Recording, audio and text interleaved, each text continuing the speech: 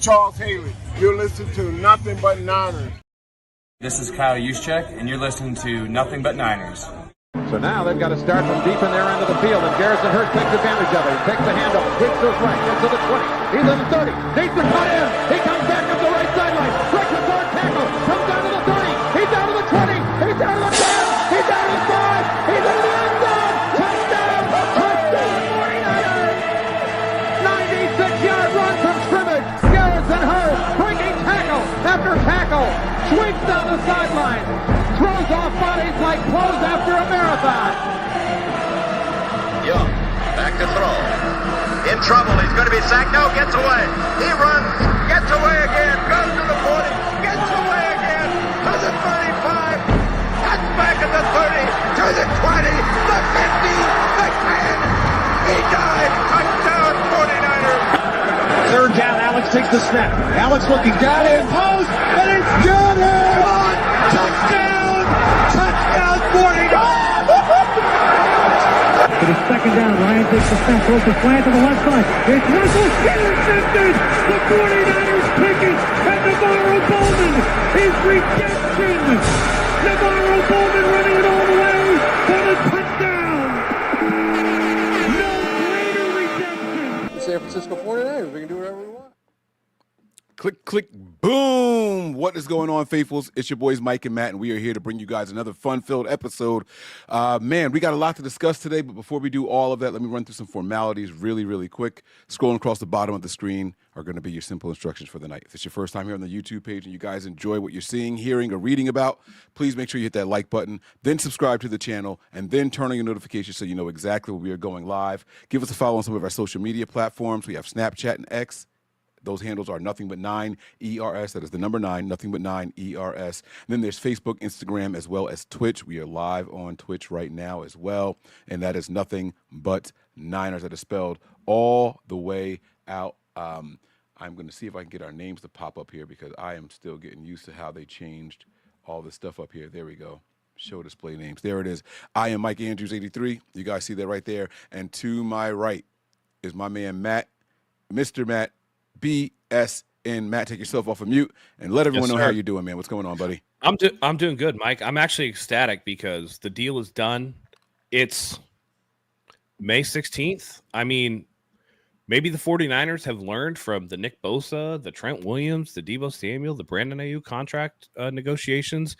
They got this done. I had a feeling that Brock wasn't the type of guy to let this drag out. I got a feeling that the team was wanting to sign him, and it's a done deal, baby. So I'm feeling pretty good. You said Brock?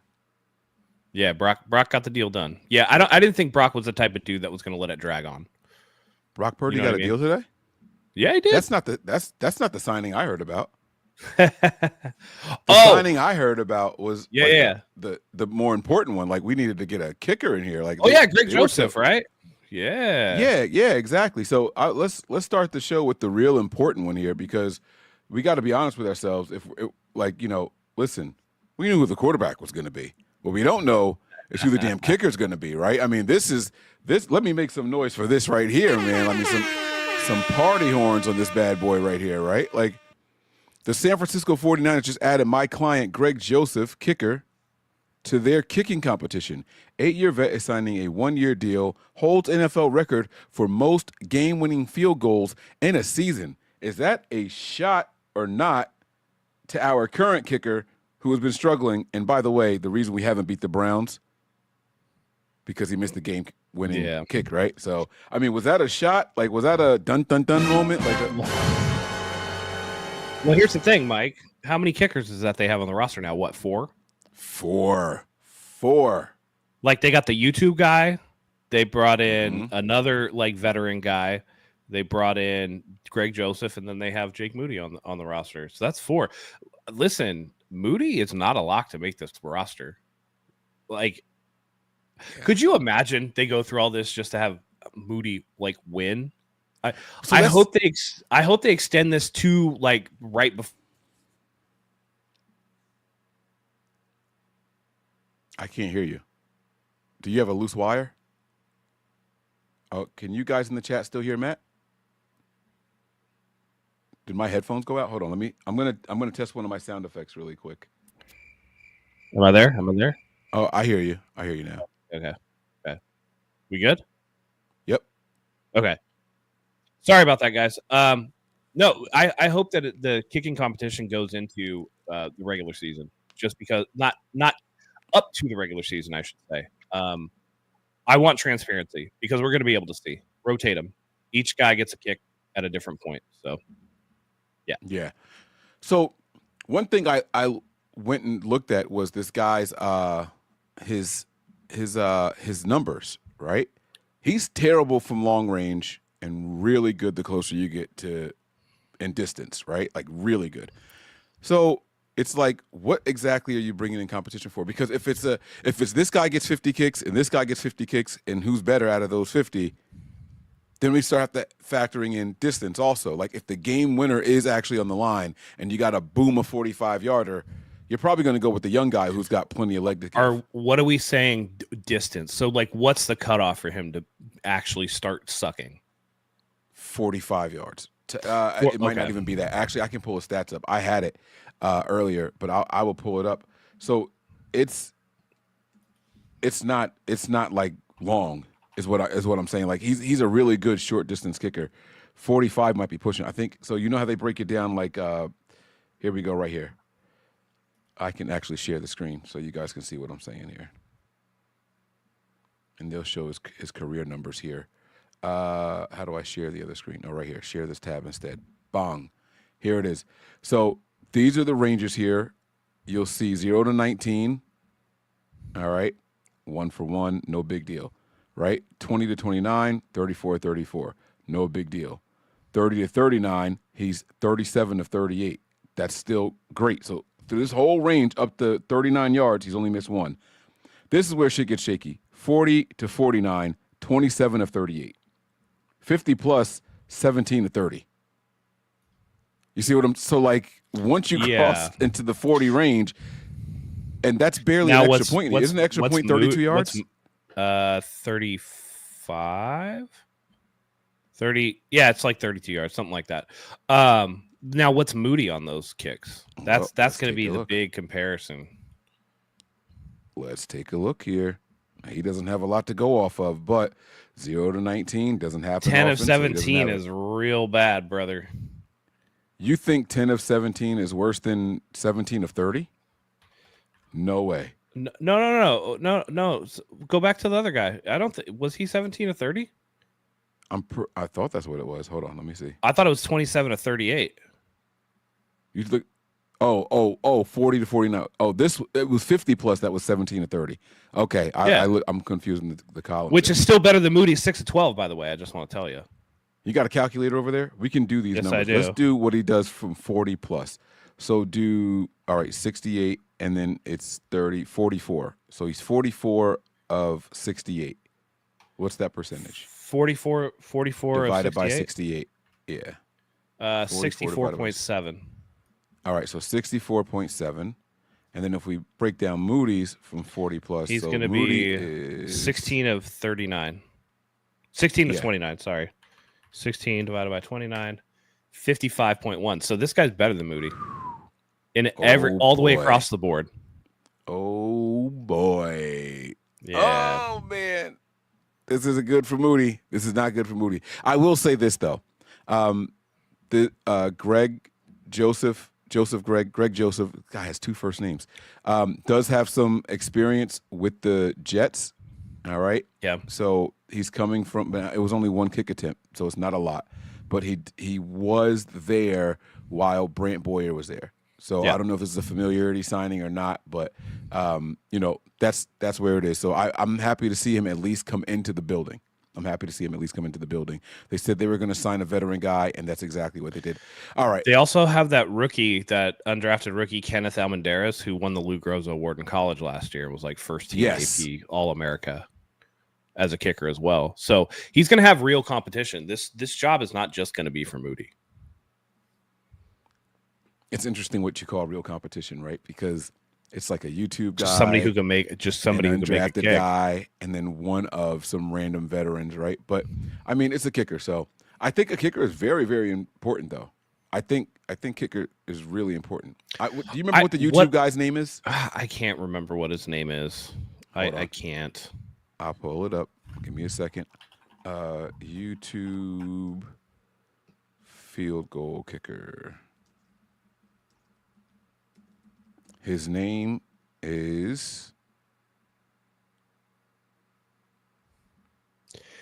There was a guy that they were attached to like a YouTuber.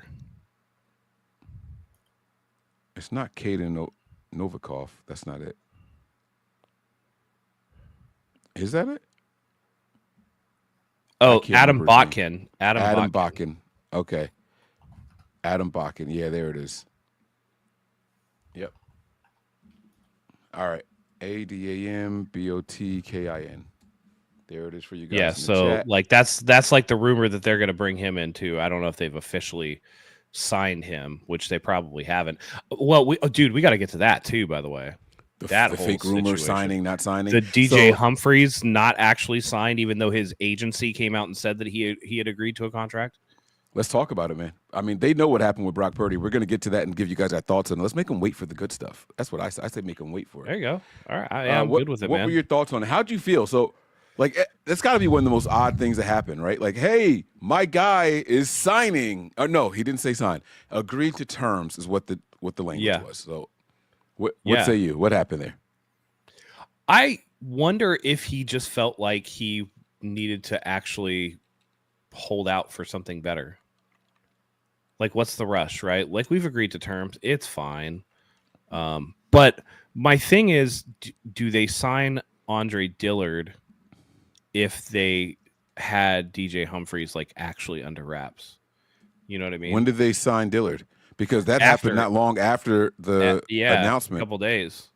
I wonder if they felt like, and who knows, right? Like, what if, because Humphries was coming off that major injury, what if like the 49ers kick back his physical and don't want to like tank his chances, so they just didn't say anything? Yeah, but he's 2 years removed. I mean, like if you're not good, then don't waste time.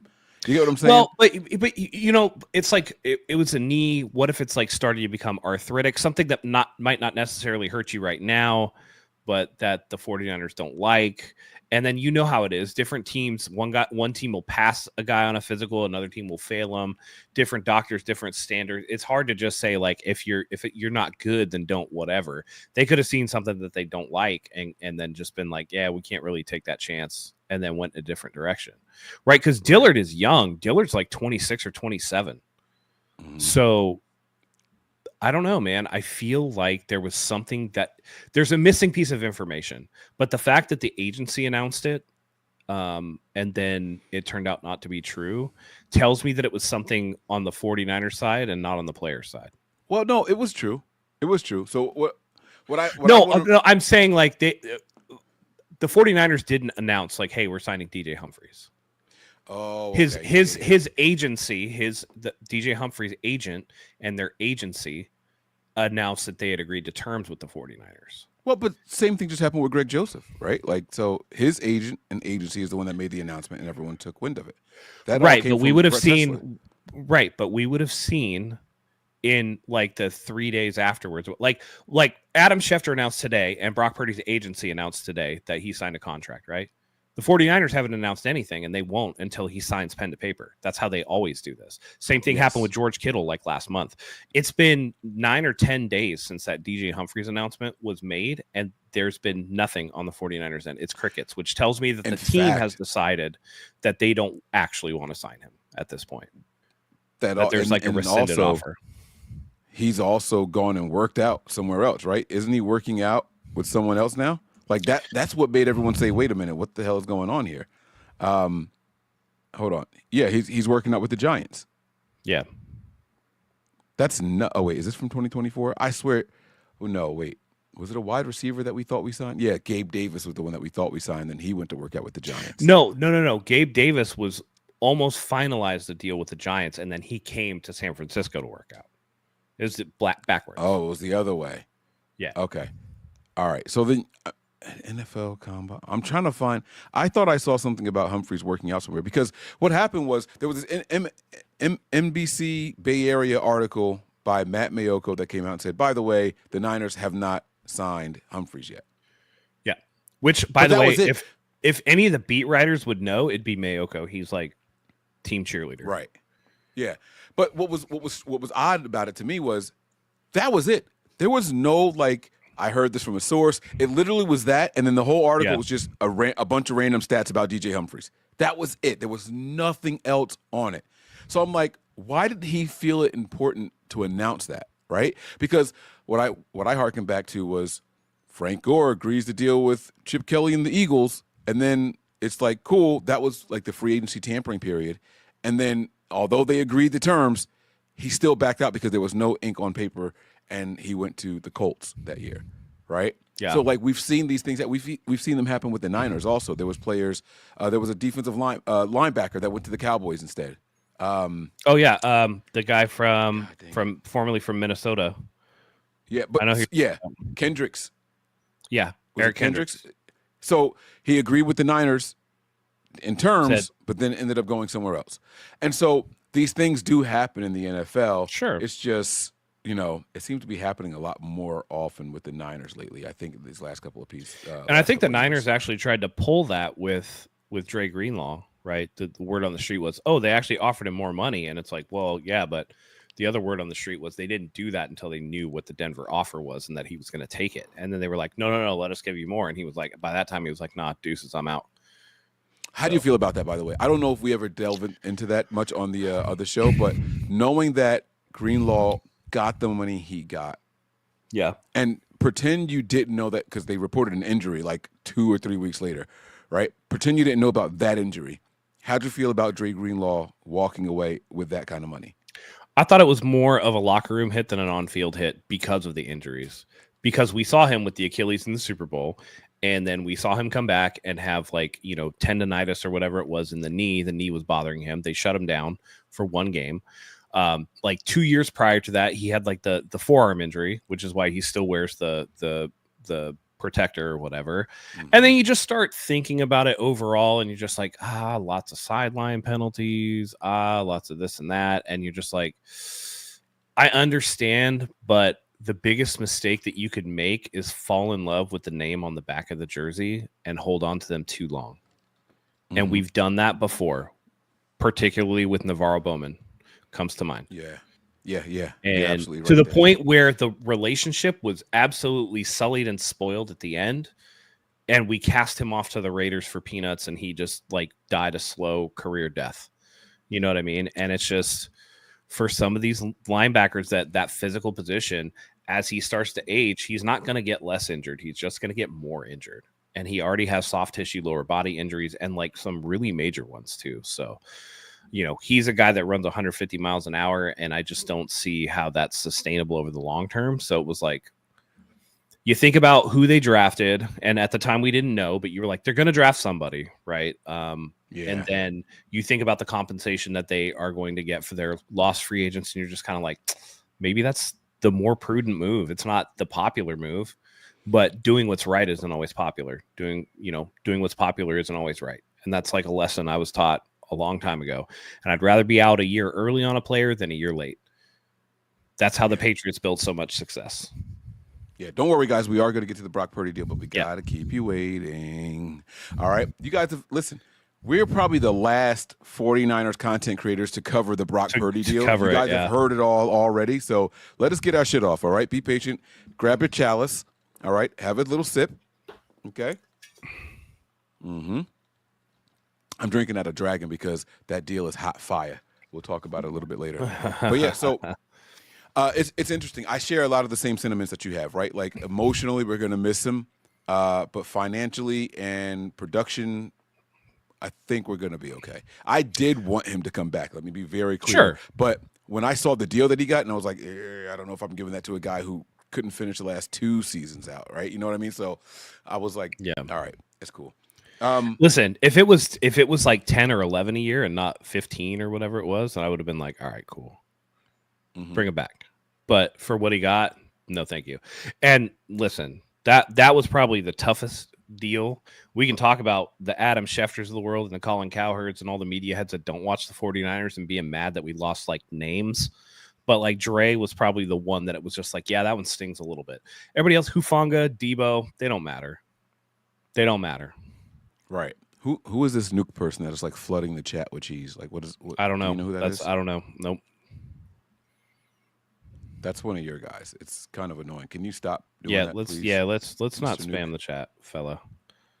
Oh, is he a Packers fan? I don't know. But All right. I put him on timeout. Thank Bad you. boy. You do have a question here from Melissa in J Izzy Jersey in the building. Hold on a second. Man. Yeah. Drop a bomb for my Jersey girl. Let's go, Izzy. Before he answers your question, I just want you to know that I have talked to and text Jair Brown, and he is coming on the show. So make sure you have your notifications on Twitch. I will make sure it's streamed there for you. So, all right, Jair Brown, also known as Tiggs, is going to be on the show. So, all right, anyway, nice. She says here, don't know if you see this, but thoughts, Matt. She wants your thoughts on Tatum Bethune stepping up, being the new big play Dre. I mean, there's going to be opportunity for somebody to do it. And I think it's going to be one of the most interesting camp battles that the 49ers have, because you also have D. Winters, who, again, looked really good when he wasn't injured, but, again, injuries crop their head. And then you have Nick Martin, who I think they specifically drafted for that energetic sideline-to-sideline type, play. And so we'll see. I think at the very beginning, I think everybody's going to get an opportunity, and somebody's going to have to, as the Macho Man would say, the cream rises to the top. And that's what it's going to have to be, like the cream is going to rise to the top, and the best man's going to win that job. And, again, the 49ers are really good at identifying linebacker talent. So while it's going to be one of the most interesting to watch, it's the one that I'm also like not that worried about. So I think it'll be good either way. It's also going to be one of the easiest ones to watch. Sure. Especially when you think about preseason, and like most teams run the ball a ton in preseason. Mm-hmm. And so it's going to be very easy to identify which linebackers are a liability and which ones excel in stopping the run. It's going to be so easy to tell every single quarter, down in and down out. So, I love that for us. To your point, too, not only just running the ball, but all of the passing concepts are going to be pretty vanilla. So instead of being like this guy, a Nick Martin who's a rookie, or like a Tatum Bethune who didn't really play, it's instead of being like, oh, they're confused, like we can't, it's hard, they're running these like, triple stacks, and they're running people across zones, and it looks funny, and we don't know, like, does he need time to pick it up? It's going to be very vanilla stuff, and it's going to be more about who has the instincts to play the position, who has the athleticism to play the position, and I think it makes it a little bit easier to identify. And that's why when people say, oh, they're going to start a bunch of rookies on defense, it's like, man, defense to me is like the easier side of the ball to just make an impact right away.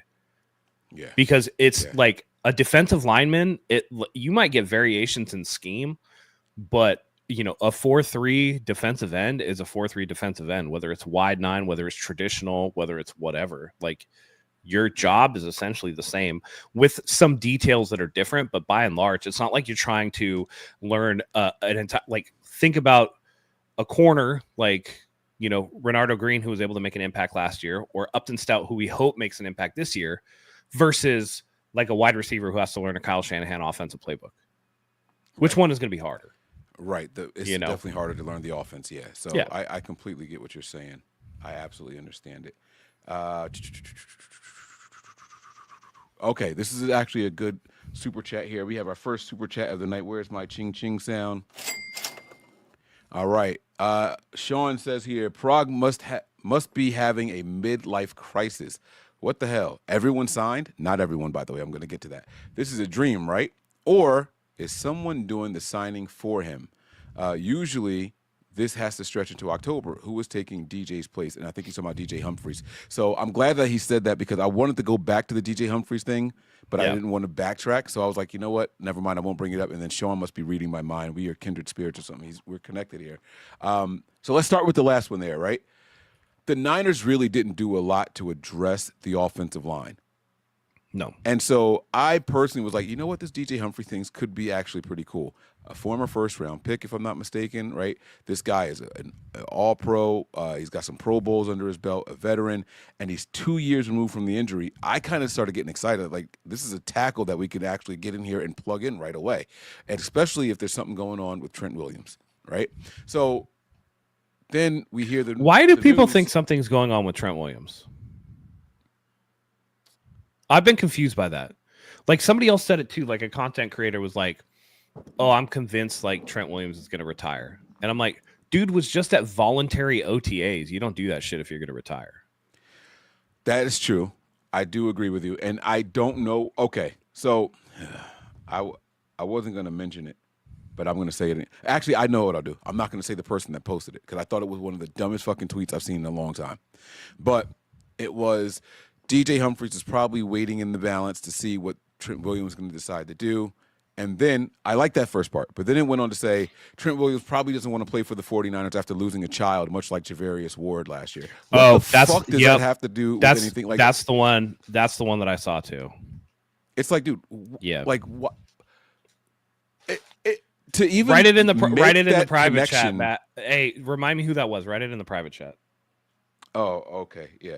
But like even making that connection just really, really pissed me off. Like, what are you saying? Like, you know what I mean? Like, why are you saying that? More importantly, forget what are you saying. If you want to speculate on what happened with the DJ Humphries deal and what's going on with Trent Williams and whether or not he's coming back or whether or not he's even healthy, cool. Don't sit there and try to connect these weird-ass dots now. If you're on the 49ers and you happen to lose a child or a fetus, you're never going to want to play for this team again, as if the fucking stadium had something to do with it. Like, what are you saying? What is the dot that you're connecting there?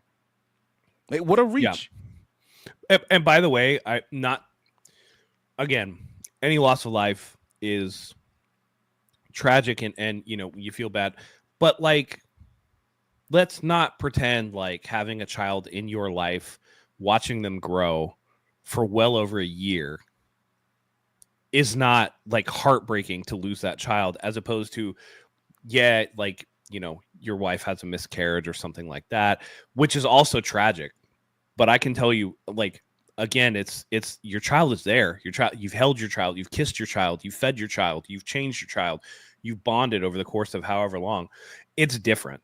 It is different. Mm-hmm. And that's not to minimize one over another, but it's just a different situation. To try to equate the two is pretty gross. Yeah. It's fucking disgusting. Oh, yeah. No, yeah, I'm not a big fan of said tweeter.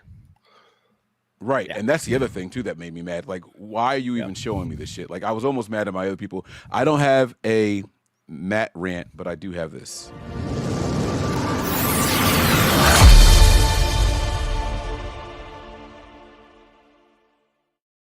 Yeah, baby.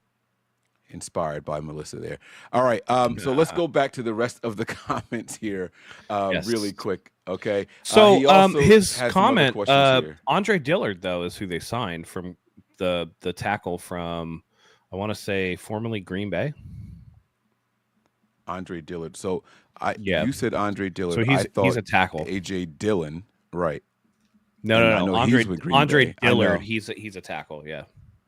He was with, I'm pulling it up. All right, here we go. He's currently got an Eagles jersey on. Oh, was it Eagles last year? No, that was a while ago. It was the Packers last year. You were correct. Yeah, and he was with the drafted by the Eagles. Yeah. Now see, when we do stuff like this, I get excited, right? This is what they normally do for Chris Kosaric. This is a first round guy, right? Why he worked out or didn't work out with the Eagles or the Titans or the Packers is none of my fucking business. But at least we're getting top end talent, physical talent. This guy was talented coming out of the draft. He was drafted in the first round. And now we're giving him to Chris Forrester. Like, this finally gives me something to look forward to. So that answered your question there as far as who was taking his place. Now let's go back to the beginning of this. Prague must be having a midlife crisis. What the hell? Everyone is signed. I want to remind you guys that Fred Warner is not yet signed. That's not true. Fred Warner. I got a bone to pick with everybody wanting Fred Warner to get signed right now. Dude has 2 years left on his deal. Like, he's not going to get signed until next offseason. I thought the last one was an option year. No, he's through 2027. Really? Oh, well then, fuck it then. I take it back then. That means that everyone is signed. I think that's all the important ones.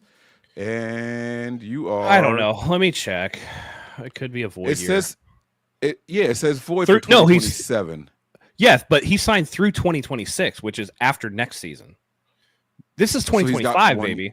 He's right, got 2 years left this year started. and the next season. And all so of he's that not shit. getting signed until after this season. Like, everybody can fuck off with that. I like that.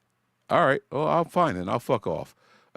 No, I mean, no, I know. I'm just everybody's jumping the gun, and it's like Fred Warner's next. Like one of the aggregators put out like, oh, sources say the 49ers are working on Fred Warner next, and it's like, who the fuck is a source? Common sense that they're eventually going to try to rework a deal with him. Is that like the source? I don't understand. And I look at it and I'm like, he signed through 2026, and who that's going to be his age 30 season. Who knows what they're going to want to do at that point? So like, cool your jets, like. Right. It's not like he's going to be. It's not like he's going to be a pauper this year. His cap number is $29 million fucking dollars. You know what I mean? So like, he's making money. Yeah. I'm with you. He is happy right now. You know why I think people are focused on that? I don't know if you remember during the offseason, there was a free agent.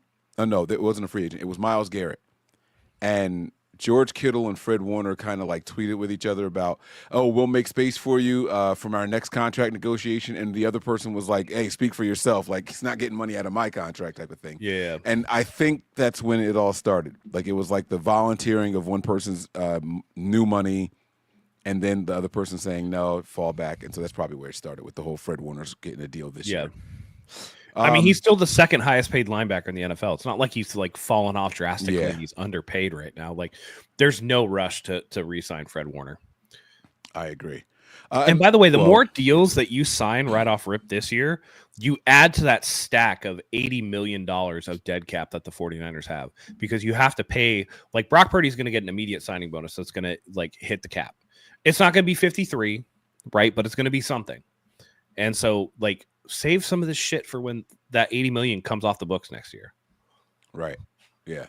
I got you. Because there's no rush. Who's after Warner? Well, no, it should be free agents because our team is getting quickly diminished. You know what I'm saying? No, like, I mean, who currently on the 49ers needs a deal after Fred Warner? Nobody really worth top flight money. Top flight, no. Deommodore Lenoir's already signed. Yeah. Right. Well, Bosa signed. Here comes a little bit of bias. After this season, though, not now, but after this season, it's going to be time for my man, our safety. So you got but I'm his name. Jair Brown. Jair Brown, baby. That's right. Okay, Let's go. But Jair Brown is not going to make he's not going to make the highest money of a safety in the NFL. Like, let's be honest about that. Right, and neither would a Juwan Jennings. I see them saying Juwan Jennings in the chat. Like there's no one that's going to break the bank or come in at top 5 at their position, respectively, and respectfully. Yeah, Juwan Jennings won't even make top 10 wide receiver money. Right. We love him. He's a dog. Don't get me wrong, but like he is overachieving because of how hard he works. Juwan Jennings would get like a Kendrick Bourne type of money. He ain't getting Justin Jefferson money. He ain't even getting Brandon Ayuk money. Right. He ain't getting Debo money. Nope. Not getting none of that. All right. And I think he knows where his bread is buttered too, by the way. Exactly. Yeah. I don't think he's looking to go anywhere if he doesn't have to. Looking to the overall purpose of this super chat, though, we're getting deals done relatively early, Matt. What are your thoughts on that, man? A bit of a change for the 49ers. Yeah. Well, if you look 2 seasons ago, it was Debo, it was Nick Bosa. Those dragged on a long time. Bosa held out into the regular season, wasn't as effective or whatever. You go to last season and you have Brandon Ayuk who held out, and you had Trent Williams that actually wanted to rework his deal, and that turned into a distraction. Both of those players got injured and missed a bunch of games. George Kittle comes out on in some interview, I can't remember where it was, talked about, I'm so glad that there's no like contract drama this year. Like, we can just go into the off season. So the players are hearing the noise. And I think after 2 straight seasons of just contract drama, they were just like, enough with this shit. Like, let's just get it done. Because it wasn't just Purdy, it was Kittle too. Like, Kittle was done a couple weeks ago. And they're just like, all right, enough of this. Like, let's just do the contracts and just get it out of the way. And it probably helps that Kittle and Purdy are probably 2 guys who are maybe easier to negotiate with or like work with, and that could be a possibility as well. I think it's circumstantial. I think tight ends in general just aren't hard to negotiate. So it's a position that doesn't take up 10% of the cap space. You know, it doesn't take up 5% of the cap space if you pay him at the top of the market. So it's not that big of a deal. Yeah. And then Purdy, we'll get to the Purdy part, but I just don't think either one of them, like you said, are hard to negotiate, but maybe for different reasons. Joey has a really good question here. Yeah. Oh, wait, really quick. My thoughts on getting the contracts done early. I think the Niners are learning as an organization. I really, really do. I think we've seen some changes happen these last season or two, and I think they're learning as an organization. One of them being we don't have to be the last to pay our extend our players, because all it does is make us have to pay a couple million more a year and each year. And it's ended up costing us, and the distractions and all that stuff. We have to remember that this is the first time this regime has been together. This is the first time for all of these guys doing this. Prague has been around for a while. Let's be clear here, right? But this is the first time this front office, like if Matt, you've been your profession is a little bit different. But when they give me an assignment at my job and they give me a deadline, I'm never turning it in at the deadline, but I know I'm going to turn it in a couple of days before the deadline. So if they have any changes they want me to make, I'm going to do that.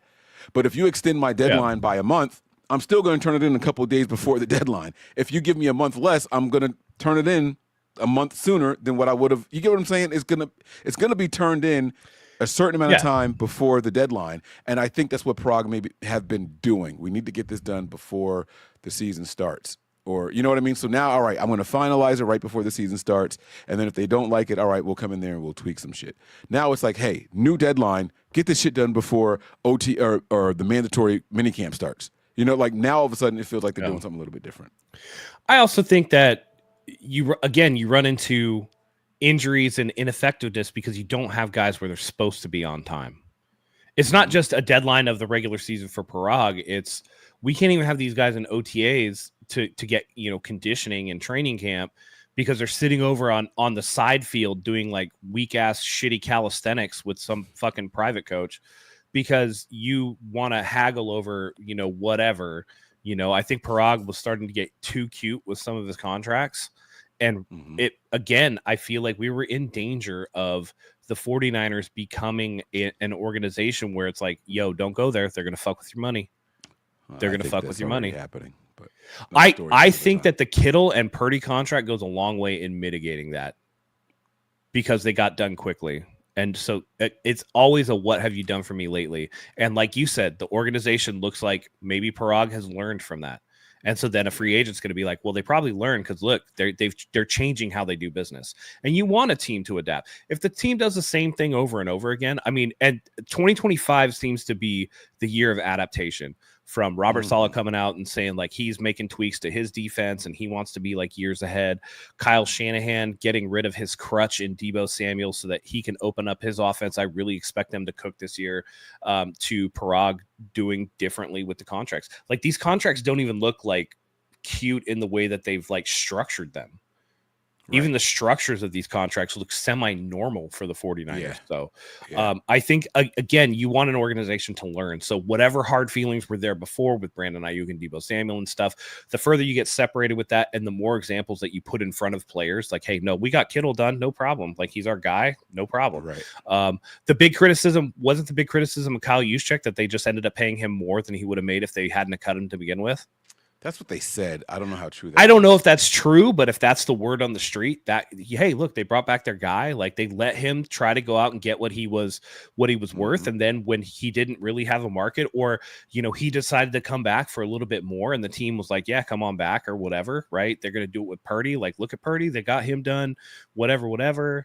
It is, you know, it is what it is. Right. Dang, there's some Juszczyk hate in the chat, but it was an extension of good faith too, you know what I'm saying? So It happens, man. But I like what you say, and even down to the draft, I think they tweaked their mindset a little bit even there, right? It wasn't best player available or draft off of needs. It was clearly a combination of both. Yeah. And even the openness with how they talked about, and we thought about trading up for Michael Williams, but we couldn't get any takers, right? So we were kind of stuck, and we were just pacing, and then we ended up getting our guy. Yeah. And then we had two offensive linemen or two offensive players in mind for our second or third pick. I don't remember which one it was, but they came off the board, and instead of going for the same position, then we went back to who we had ranked and where they were, and it just happened to be defensive players. It was not our plan all along to go for 5 defensive players in a row. Like, just them being that open, discussing it, and knowing that, okay, we're not just going to go and get that position like I've seen them do in years past, and we're not just going to set our board and go BPA like we've seen them do in years past. This was a living, breathing thing, and that's how they're supposed to do the draft, I think. So it's good to see. Unfortunately, maybe fortunately, it took 8 years, but this is the year of change and reckoning. So I like it. Absolutely like it. Sure. Joey says here, any correlation to the 49ers getting an influx of cash yesterday, Purdy signing today, and maybe wanting to sign him before their Dwight Clark legacy event on Wednesday? No. Okay, that's it. I agree with you. Honestly, they're getting the stadium ready for the Super Bowl and the World Cup.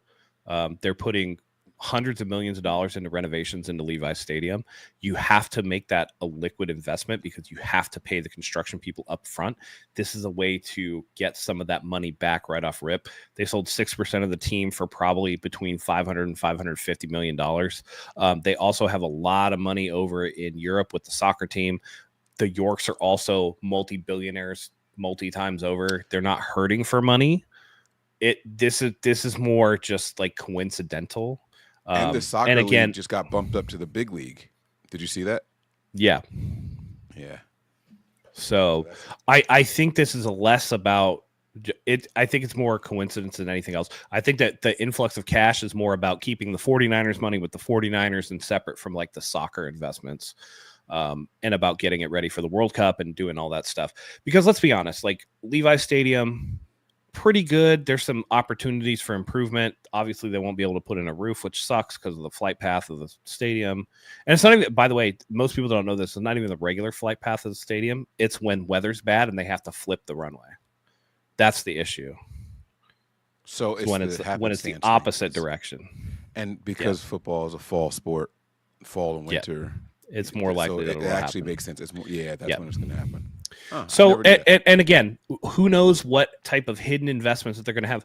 That Great America is closing, and I can almost guarantee you that the team is going to want to do something with that land. That lot. Yeah. Right.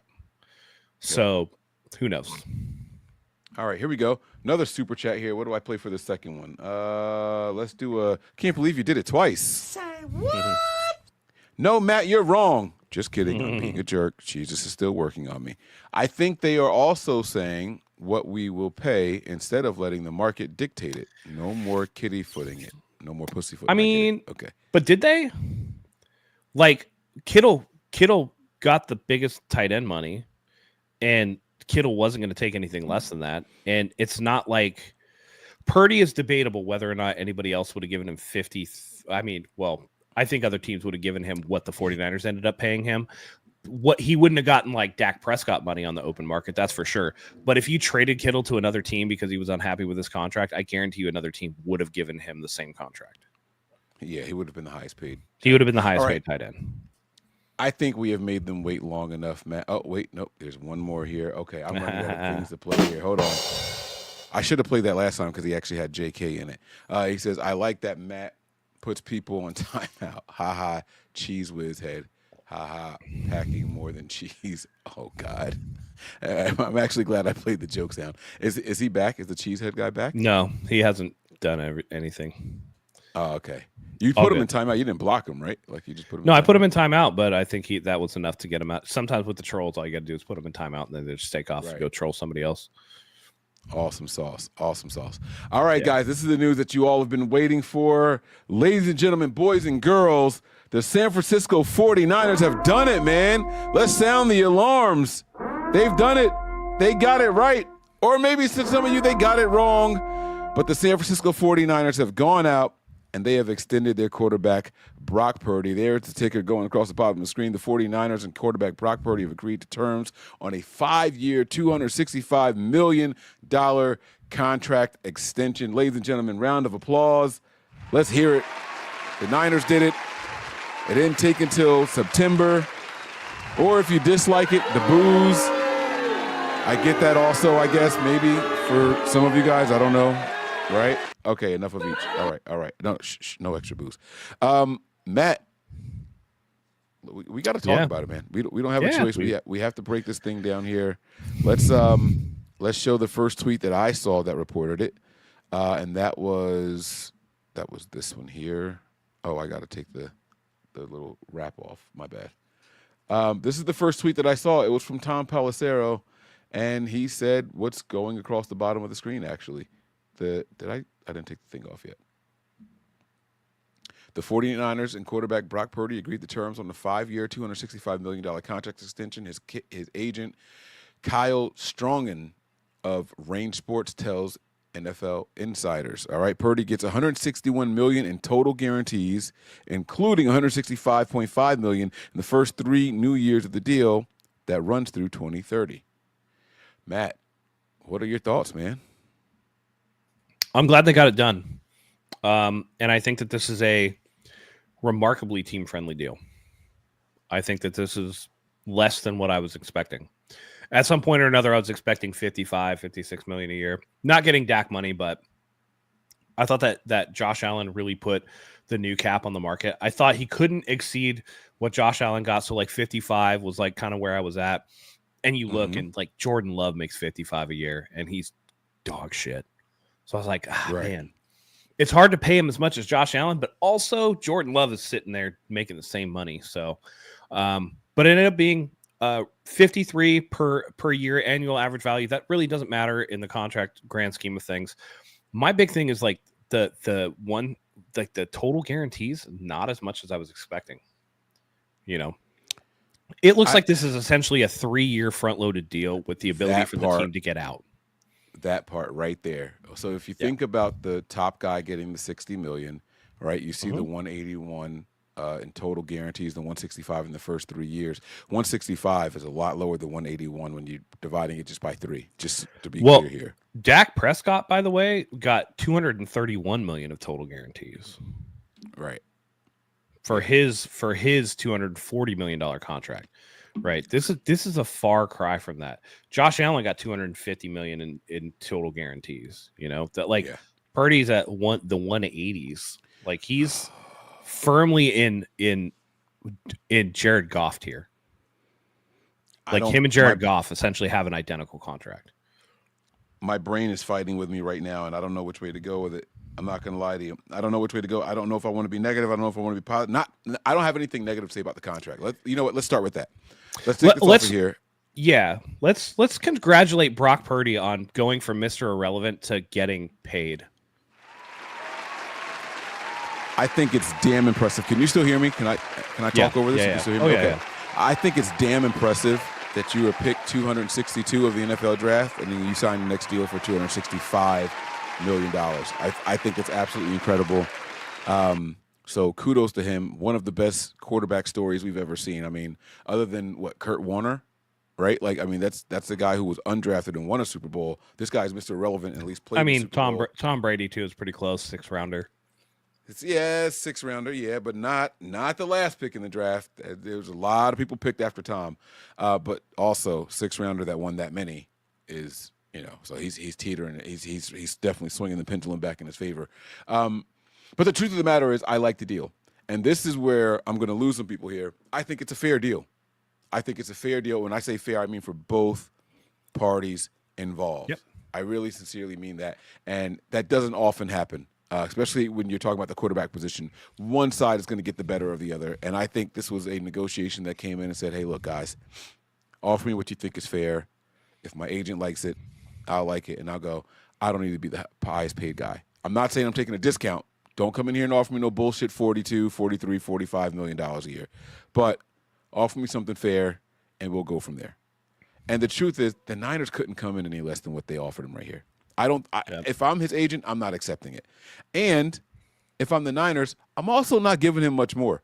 If you look at, and I know average per year is not what a lot of people like to go off of, but if you look at that instead, right, if you just look at those numbers, and I have it here, Brock Purdy comes in around 7th. He's tied, actually. So you got Dak Prescott, number 1, at $60 million. Overpaid? Everyone's going to say yes, because we all hate the Cowboys, right? So, yeah, he's overpaid. You got Joe Burrow at 55. Not for nothing, I think he's a little overrated, but that's another story for another time. The best quarterback in the NFL is only getting 55. Then you got Jordan Love also making 55, and Trevor Lawrence, way overvalued, overpaid, making 55. Right? Like that there's two names that don't belong on this list at all. Honestly, three. Dak, Trevor, and Tua. Like they shouldn't be on this list. At least these other guys have been in the playoffs and done. Actually, I'm lying. Trevor Lawrence did make it to the playoffs once, right? Didn't the Jaguars make it to the playoffs like 2 or 3 years ago? So I take that. I think they won a game too. Yeah, I take that back. So I'm shitting on them. I'll say this: it's easier to knock off the list or keep on the list who is better than Brock Purdy. And I mean, Josh Allen, inarguable, right?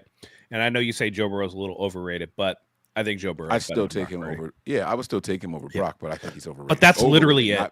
Not bad. Brock is at least on the level or better than every single other quarterback on this list. Yeah, I can't argue against it. I can't. I wanted to just now, but I really can't. I like what Dak Prescott brings. I just think he's on a really bad team with really bad coaching, right? But I've also seen him make some pretty. Speaking of the Jaguars, remember that running back screen that turned into a pick six? Yeah, that was a bad ball from Dak Prescott. And we've yeah. seen him enough in the playoffs to know that he's a. I mean, come on, dude. The quarterback scramble when they had no timeouts and were driving down the field. Like he has made some stupid fucking plays. So it's not just on the Cowboys. Dak Prescott himself, not the best decision maker, not the best quarterback. And that also comes from situational awareness, which is a reflection on coaching too. And that's kind of my point, right? So you can't have one without the other. He's bad. He's not as good as the contract suggests, I should say, right? The other person that's on here is Jordan Love. And I've seen him ruin games at the end of games for the Packers, right? Like, I'm not trying to be funny at all. He has 4 of the worst playoff interceptions I've ever seen in my life. Right. And that's what, that's the thing. Like, he does that so consistently that it makes me say he's not good, because he also has the wow things, but he's consistently bad at the worst time to be bad. And so it's like, you know what I mean? It's Mike McGlinchey all over again. Like, dude, not on the fourth quarter on the last drive of the game, dude. Like, no, this is not the time I need to see you parallel with the ground. Listen, it's pretty easy to look good against the Chicago Bears on a random October day, or like the Carolina Panthers, right? And you can go out there and you could bust up your stats in the regular season and shit. But like, and by the way, Brock Purdy and Jared Goff are the only two on this list that have actually been to a Super Bowl. Not even Josh Allen and Joe Burrow have made it. That shows you how hard it is to get there. Yeah. And people want to talk about, I mean, we just forget the comeback that Brock Purdy had against the Detroit Lions. That same Jared Goff in the NFC Championship game, 17-0 at halftime. They come back and win. We forget that Brock Purdy left the field in the Super Bowl 3 times in the fourth quarter and overtime with a lead against Kansas City and with Patrick Mahomes. Yeah. Like, that's hard to do. You know what I mean? So again, it's what have you done for me lately? And some of these people make real bad decisions, man. Yeah. Oh, I guess. Oh, you know what? Izzy, you're right. Joe Burrow did make a Super Bowl. They lost to the Rams in 21. I did forget about that. Yeah. Because he had a hell of it. He had a hell of an AFC Championship game against the Chiefs that year. Actually, that was the last time the Chiefs haven't made the Super Bowl, right? Yeah, I remember cheering against the Chiefs. Like that was a really good game. Really good. Thank you for correcting me on that, Izzy. You're the best. So when you look at this list, though, right, Matt, that's kind of what we were getting to here. He's not going to get Josh Allen money. So forget who else makes 55. He's not getting Josh Allen money. He's definitely not going to be the highest paid in the NFL. So that leaves him at 53. Like, that's literally where he falls in the line next. And anything less than that is downright insulting, right? If I'm Brock Purdy's agent, there is no way that Trevor Lawrence and Tua are going to be making significantly more money than my guy. I'm sorry, right? Like, if those teams, you feel like they overpaid for their guy, cool, but we need something here. And I don't know what their guarantees are, but on average per year, we're not walking away outside of that ballpark. I'm sorry. Nothing with a 4 was coming across that table. So I like the deal. And before people put out the Mahomes thing, he signed a 10-year deal for $450 million like 7 years ago or whatever it was. Like, there was no way, there was no way that you can compare that. That's like, he's gonna get pretty much all of that money. So Yeah. And it's structured in a way where he can restructure whenever he wants to get an influx of cash if he needs it. Like he's absolutely fine. He's absolutely set. fine. There was another tweet that I wanted to share, but I don't know where it is right now. How do you feel about Purdy making more than Justin Herbert? Fuck Herbert.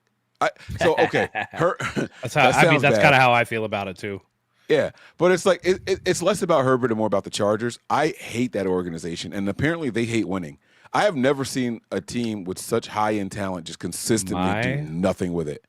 My wife absolutely loathes the Chargers, mainly their owner, the Spanos family, for taking him out of San Diego, and she absolutely adores every bad thing that happens to that franchise. She celebrates. She's got great taste. She's a Dolphins fan, right? Yes, but she also hates the Tua contract. She thinks Tua is a bum, and she's absolutely correct on that too. She knows ball, man. She knows ball. That's for sure. Shit right there. You know whose name I was surprised to not see on that list?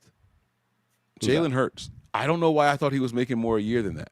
I don't know why Jalen Hurts wasn't on that 51 list. 51 for him. Yeah. It depends on when he signs his deal. And that's like the great thing that I think about the Brock Purdy deal is that he got the Tua and Trevor Lawrence, essentially their contract, but like a full season afterwards. And I was right, by the way. No. Tua in golf. You mean Tua in golf? No, Trevor Lawrence. Like he essentially got, I mean, in terms of like he got a more friendly deal for the 49ers than Trevor Lawrence got for the Jaguars than Tua got for the Dolphins. Oh, yeah. And he got a full season afterwards. Right? Because I'm looking at it as like, is he better than Trevor Lawrence? Fuck yeah, he's better than Trevor Lawrence. Like, that's not even a question in my mind. That he has played better NFL quarterback than Trevor Lawrence ever has. And by the way, it came from much less heralded beginnings. Mm-hmm. You know, Trevor Lawrence, part of that infamous 2021 draft class where they essentially everybody's a bum in that class. Right. You know, and so to Brock Purdy coming in the next year and then, you know, takes a deal that's more team friendly the season afterwards. Like we didn't see that with Ayuk, right? We always talk about, man, if the 49ers would have just signed him in February or whatever, they could have saved like $3 or $4 million per season on his deal. And now Brock Purdy, and I was right on that, by the way. I told everybody, dude, Brock Purdy, he's like one of these like true faith guys, a Christian guy, whatever. He's not going to hold the team up for $60 million. And people are like, if I'm his agent, I ask for every fucking dollar, blah, blah, blah, blah, blah. No, I was right, guys. Like he's like, it's rich enough. It's not a disrespectful offer. And now we have wiggle room to like keep good people on the team. Like that's exactly how I thought this was going to go. This is one of the first comments I saw in the chat tonight. Like, I don't even know if we had hit start yet, if I'm being honest. And Nick Donald says here, he ain't worth what he got. There wasn't one team in the NFL that was paying him that much money for a guy who had one really good season with the Avenger team. He can't even hold on to a wet ball. Well, I know who this guy's favorite 49ers content creator is. There are some truths in here. I hate watching. I hate watching him in the rain, any bad weather. I can't stand it. Mike, I was in person in pissing rain when he beat Tom Brady 35-7. I was literally at that game. And he did just fine. I still hate to see him in bad weather. Who plays well in rain other than the biggest arm quarterbacks in the league? Everybody plays like shit. Burrow plays like shit in the rain. Freaking Herbert. Well, no, Herbert doesn't. Like, you got to get to Josh Allen, Patrick Mahomes, Justin Herbert level of physical talent to not be affected by the weather. Jalen Hurts plays like shit in weather. Kyler Murray plays like shit in weather. You know, Matt Stafford plays like shit in weather. Like, that's the whole point of weather. It makes it narrows the talent gap and makes everything a much more sloppy and you know, contentious affair. That's like the main thing with weather, of course. But go back and watch Jimmy Garoppolo play in the rain and tell me that at the very least, that Brock Purdy's ball doesn't look better than Jimmy Garoppolo's, because Jimmy Garoppolo's would die. It was like he's throwing a bowling ball out there. Go watch it. Go watch the trajectory of his passes, of Jimmy Garoppolo's passes. It's like he's throwing a bowling ball. Everything was short and it would nosedive. It was just the way you said it. Like, look at Brock's ball and then compare it to Jimmy's. Like, nah, I don't want to do that. That's why I said one. I didn't say plural. You did Pause say ball, yourself, sir. Yeah, you did say ball. Well, on purpose. I knew how it was going to go. You're talking to a guy with a vasectomy, so I feel there. Yeah. Okay, but if you went into the vasectomy with 2 and you came out with 1, they fucked your shit up. But you had no problem laughing when y'all made the sign, one ball Mike, in the group. You were there, right? One ball Mike. You remember that when Steve? No. Oh, I thought you were part of the Hive when that all happened. No? I might have missed it. I don't know. 4 years ago, Steve made the little picture. I'm in the wheelchair. What? All I got is one ball. All right, it's all good. It's all good. I'll tell you what. No, I do remember you nearly tearing your hamstring on that kicking competition, though. Yeah, that was pretty bad. that was actually really out there in field. I was running on wet grass. Anyway. So I want to hear from the fans out there right now. Now's your guys' chance. I want to hear what you guys think. Do you like it? Do you love it? Do you hate it? Actually, you know what, Matt? I am learning to do what they call a poll. Go ahead. Yeah, I'm learning to make polls. Bring back up the comment because I want to point this out, and I think this is a very important thing to point out. If you are like this Brock Purdy contract is a litmus test. This is a bar clear for who actually likes the 49ers and who actually just likes to bitch about the 49ers. Ooh. Because if you like the 49ers, you're happy about this deal. If you bitch about this deal, it's because nothing the 49ers do will make you happy. They could win the Super Bowl and you'd be like, they should have won it by like 35. Why was it so close? Kyle almost choked that away. Like, we can all hear it in our head. And we all know which branch of content creators they come from.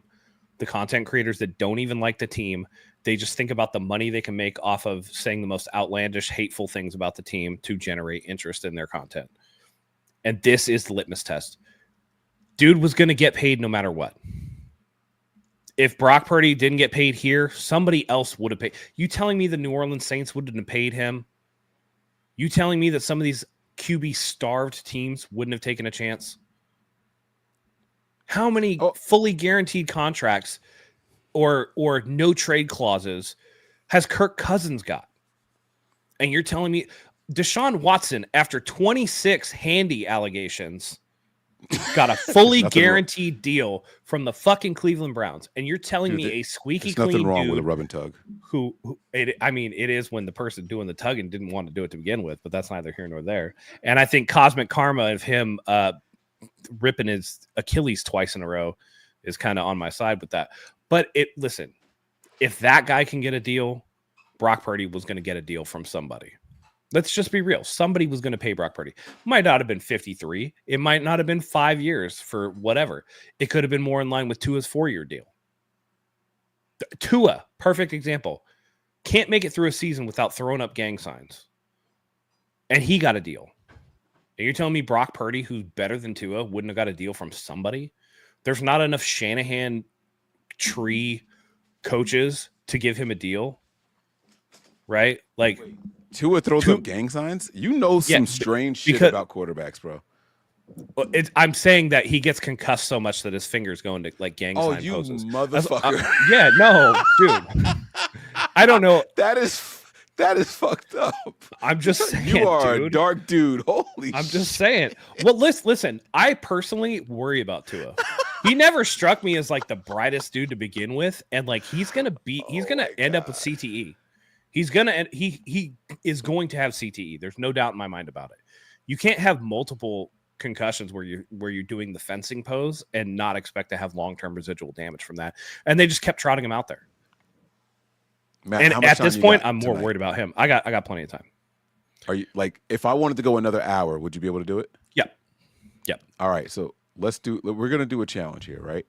Okay. If we get 5 super chats that are around $5 or more in the next, let's say, 15 minutes, we'll send out the link and let people call in and react live. There we go. What do you think about that? We got to get the super chats, though. I'm good with that. All right.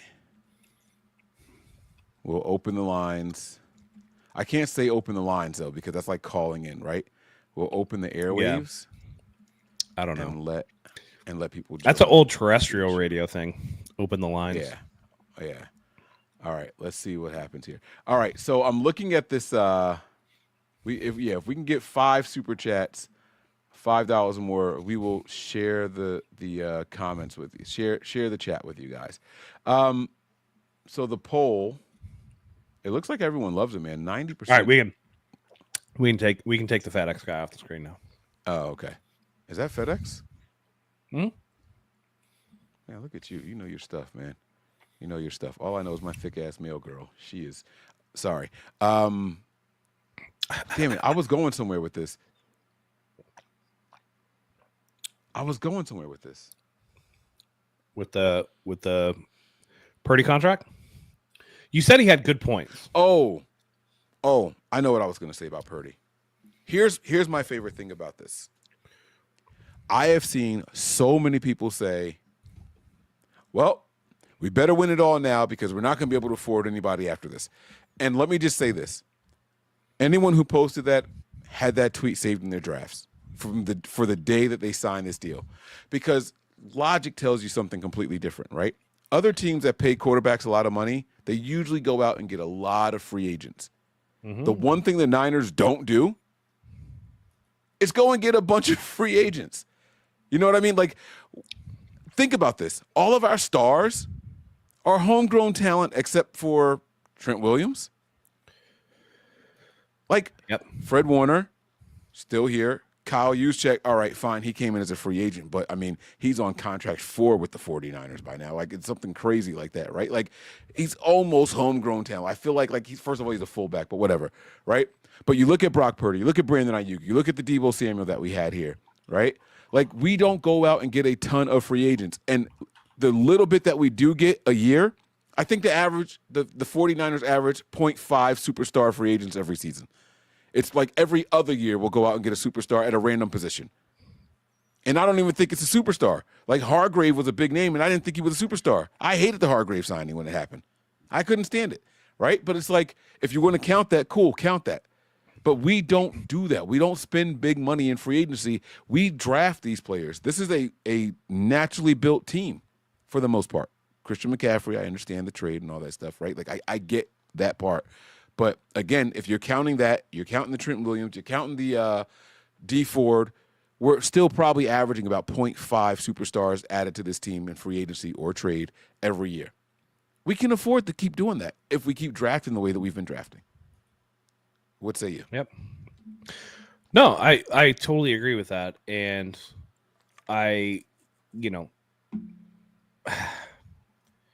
there's a misnomer that you have to win a Super Bowl on a quarterback's rookie deal. And that's simply not true. It does not bear out statistically. The new collective bargaining agreement went into effect in the 2011 NFL season. Mm-hmm. Since then, so that's 14 years of Super Bowls. Since then, two quarterbacks on their rookie deal have won a Super Bowl. Russell Wilson in 2013 with the Seahawks and Patrick Mahomes in 2019 with the Chiefs. Every other quarterback has not been on a rookie deal. So these people who are like, the window's closed, they paid him. You don't know shit. You're talking out of your ass, and you just heard it one time and just spew it out. It's a lemmings mentality. You just think, oh, well, they can't. Oh, okay. With Matthew Stafford on a rookie deal, has Patrick Mahomes been on a rookie deal the last couple of years? Jalen Hurts got paid. They just won. Jalen Hurts got paid, and then they were like, yeah, bring in Saquon Barkley. Yeah, let's trade for A.J. Brown. Yeah, let's do all this shit. Like, fuck out. And by the way, the Eagles still had one of the better off seasons in the NFL this season. Like, what the fuck are you guys talking about? Right. I don't know, man. No. It's people... I don't know, man.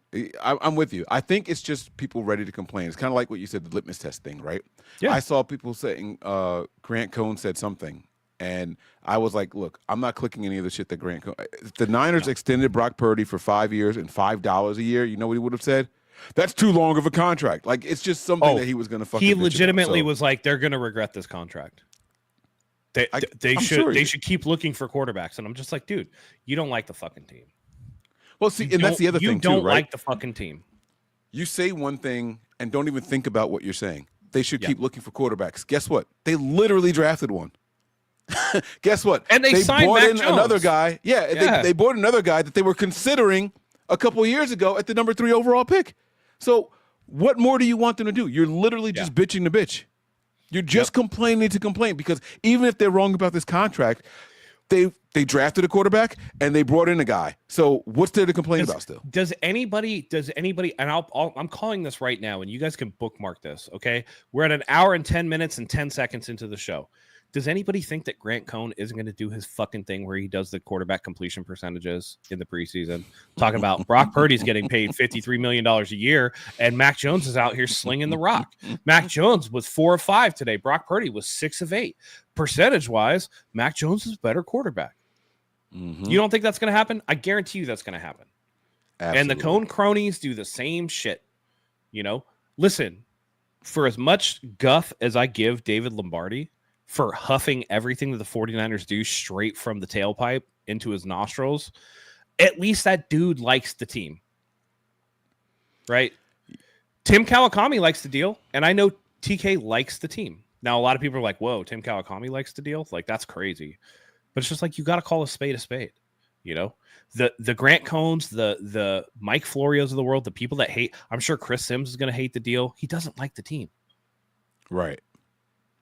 Which is odd, right? Because, well, never mind. Yeah. Listen, him and Kyle Shanahan are friends, apparently. I don't think Kyle Shanahan likes Chris Sims that much. When is he going to return? I think this is like, right. This is like the World College Buddies thing, where the one buddy still thinks he's best friends with the guy and the other guy's moved on. It's like, Kyle Shanahan's still in the NFL, dude. You haven't sniffed the NFL in like 10 seasons. Yeah, like, there's still a smidge of your spleen in Raymond James Stadium that's closer to the action than you are at this point. Like, relax, bro. Oh man. So I like this deal. And I don't think that we should be worried, guys. I think the Niners can absolutely maintain. I think this is good for all parties involved. Brock Purdy, the 49ers. And Matt, you alluded to something earlier. I didn't really expound on it. I think there's an out in here. I think there's an out. If by chance what we saw last year wasn't a fluke and just a reflection of the entire team, right? If by chance what we saw was really Brock Purdy being figured out by the league, I feel like there's an out in here. And it's an out that the Niners are going to be comfortable with. We'll keep him on the roster for a couple of years. Here's one thing we do know. The highest paid quarterback doesn't always get to start with Kyle Shanahan. We've seen Jimmy on the bench. You know what I'm saying? We've seen Jimmy behind other guys before, and not because he was injured. So it's like they'll do what they think is right. And I think they have a good quarterback room right now. I think they're going to work on it. I know a lot of people hate Mac Jones and all that stuff, and I see people talk about that EPA, or he's at the bottom and Brock Purdy's at the top, and how can they want someone complete opposite and all that stuff. Like, hey, I don't know. It's not my business. You know who I think he's better than, though? The backup that we had here last year. Not Joshua Dobbs, the other guy. But even Joshua Dobbs, fuck that. Like, it became painful after a certain amount of time. Too many snaps from a guy, and all of a sudden it's like, I don't want to see it anymore. So that's how I feel. Yeah. No, and I agree with you. And I think that, one of the things we talked about last year, and I wonder how you feel about it now, because I know for a fact, just the type of competitor that Brock Purdy is, getting paid is not going to change how he approaches in terms of like his work ethic and stuff, right? But I remember you and me and Zach distinctly having a conversation of like, do we feel like Brock Purdy is doing too much because he's trying to play for that contract? Like, he's trying to be like, hey, look, I'm the franchise guy. Like, look at me do all this shit. And does this contract actually take some of that pressure off of him and watch him like play more free and easy and actually play better because of that? That's something else to keep in mind. It's an interesting thing. I personally feel like last year was the first year Brock didn't have to worry about who was behind him at quarterback taking his job. Coincidentally, I think it was one of his worst years. But this we got to account for all those injuries, though, dude. Like, that, right, you know and what I mean? that's what it is. Yeah, no, for sure, absolutely. Right? And so you're kind of like stuck. So I think this gives the Niners time to reevaluate Brock now, because the reason you want 3 years to do it is because I'm going to tell you guys something right now, and you can call it a hot take if you want. I can guarantee you this offensive line is not the same next year. I know I felt that way last year. I know that I thought there was no way we were going through the first 3-4 picks without getting an offensive lineman. boy, was I wrong. I knew for sure that if we didn't get anybody in free agency, we were going offensive lineman early, and boy, was I wrong, right? But you got your quarterback locked up, you got your running back, you got your tight end, you got your wide receiver, you got your corner, you got your linebacker. All you need is a safety and offensive lineman, right? You have nowhere else to go in this draft anymore other than offensive line. So this offensive line will not be the same next year. Yeah. All right? And that is going to give you another chance to evaluate Brock Purdy. Hopefully the guys that they bring in next season, maybe even trade for someone this season, maybe in free agency, whatever it is, hopefully the new acquisitions give us a chance to say, all right, Brock, the line's getting better. Now this is really about you, dude. Like, come on. Yeah. And then that's why you don't just go out there and say, we're just going to tag him next year, right? You got to give him a year or two. You got to give him some more time to come out there and play it. So I like it. I like it a lot. I'm hoping that Matt Hennessy is healthy and that he just beats Brendel outright. Yeah, the center. That would be nice. And then, I mean, listen, Aaron Banks. Then you can move Brendel to guard, though. You can move Brendel to guard, or like they got Ben Barch, who looked pretty good in spot duty last year before he got injured. So again, I was going to say about Aaron Banks. Aaron Banks had a really good year next to Trent Williams in 23, but like severely regressed last year and looked terrible. So it's like, now you move on, and maybe that's an upgrade. And maybe just having a Trent Williams that doesn't sit out the entire offseason and comes in again to voluntary OTAs, comes into camp motivated and in shape and angry at, and like George Kittle said, no distractions of bad contracts and whatever. The vibe seems like good this year.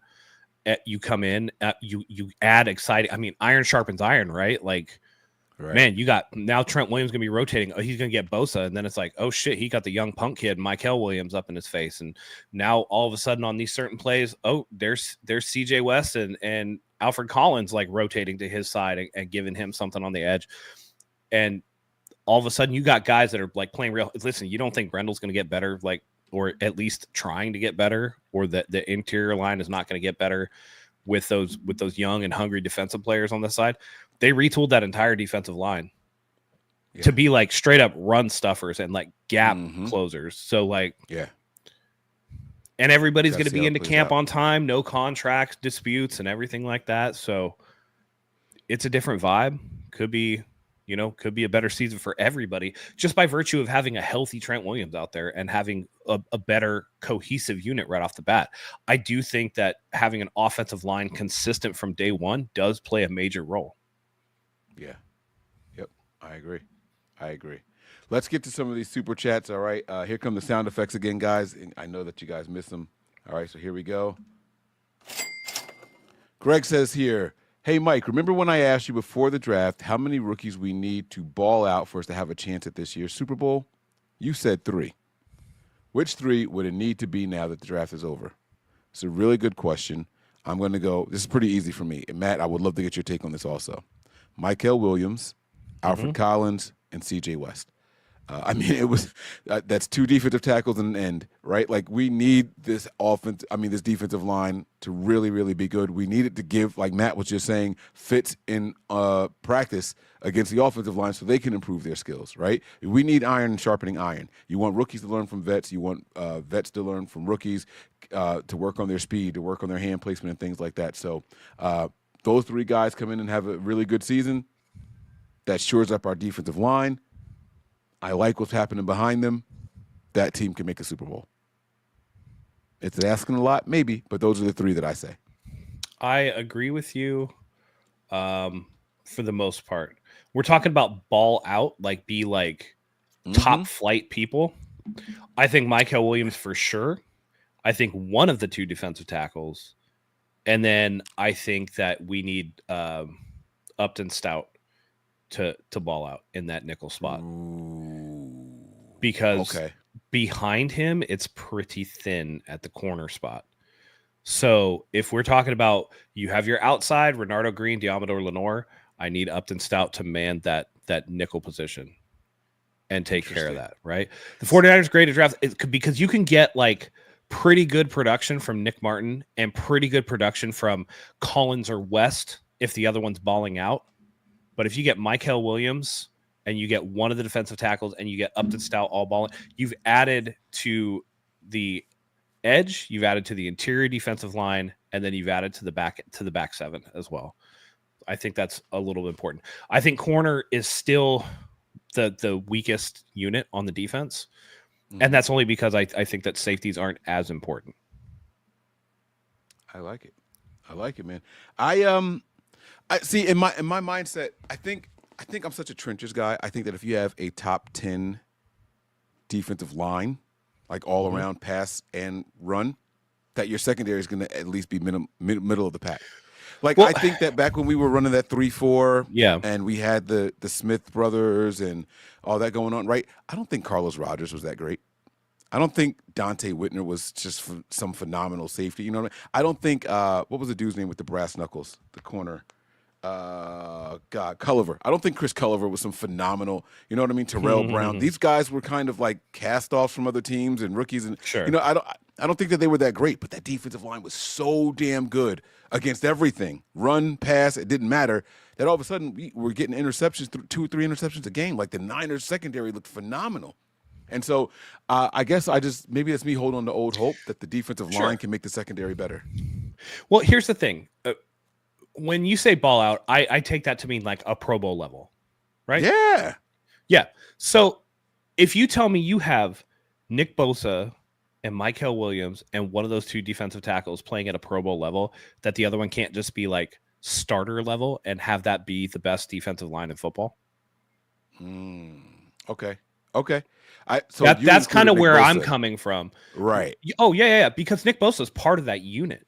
So I'm looking at the unit as a whole and adding that into, like, I only need one of the 2 defensive tackles to be like a superstar, right? Because if Mykel Williams is, we already know Nick Bosa, former defensive player of the year.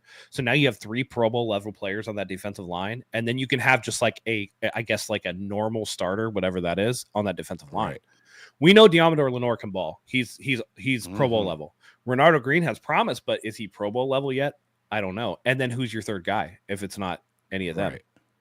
Who becomes the third guy? So then Upton Stout becomes more critical because he's playing in a league where 4 wide receiver sets, or like 3 wide receiver sets with a very mobile tight end, a la, you know, some of the guys coming in like a Colston Loveland or a Tyler Warren in the mold of a Travis Kelce and a George Kittle.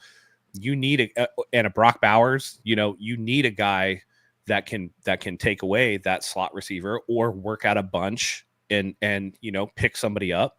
Somebody posted a Fred Warner highlight where Fred Warner was covering wide receivers out of bunch formation. Like, why do we need Fred to do that shit? You got a K'Wan Williams level defensive back that could work the nickel like K'Wan Williams did for us. Then we don't need that. We have him do that. That's his job.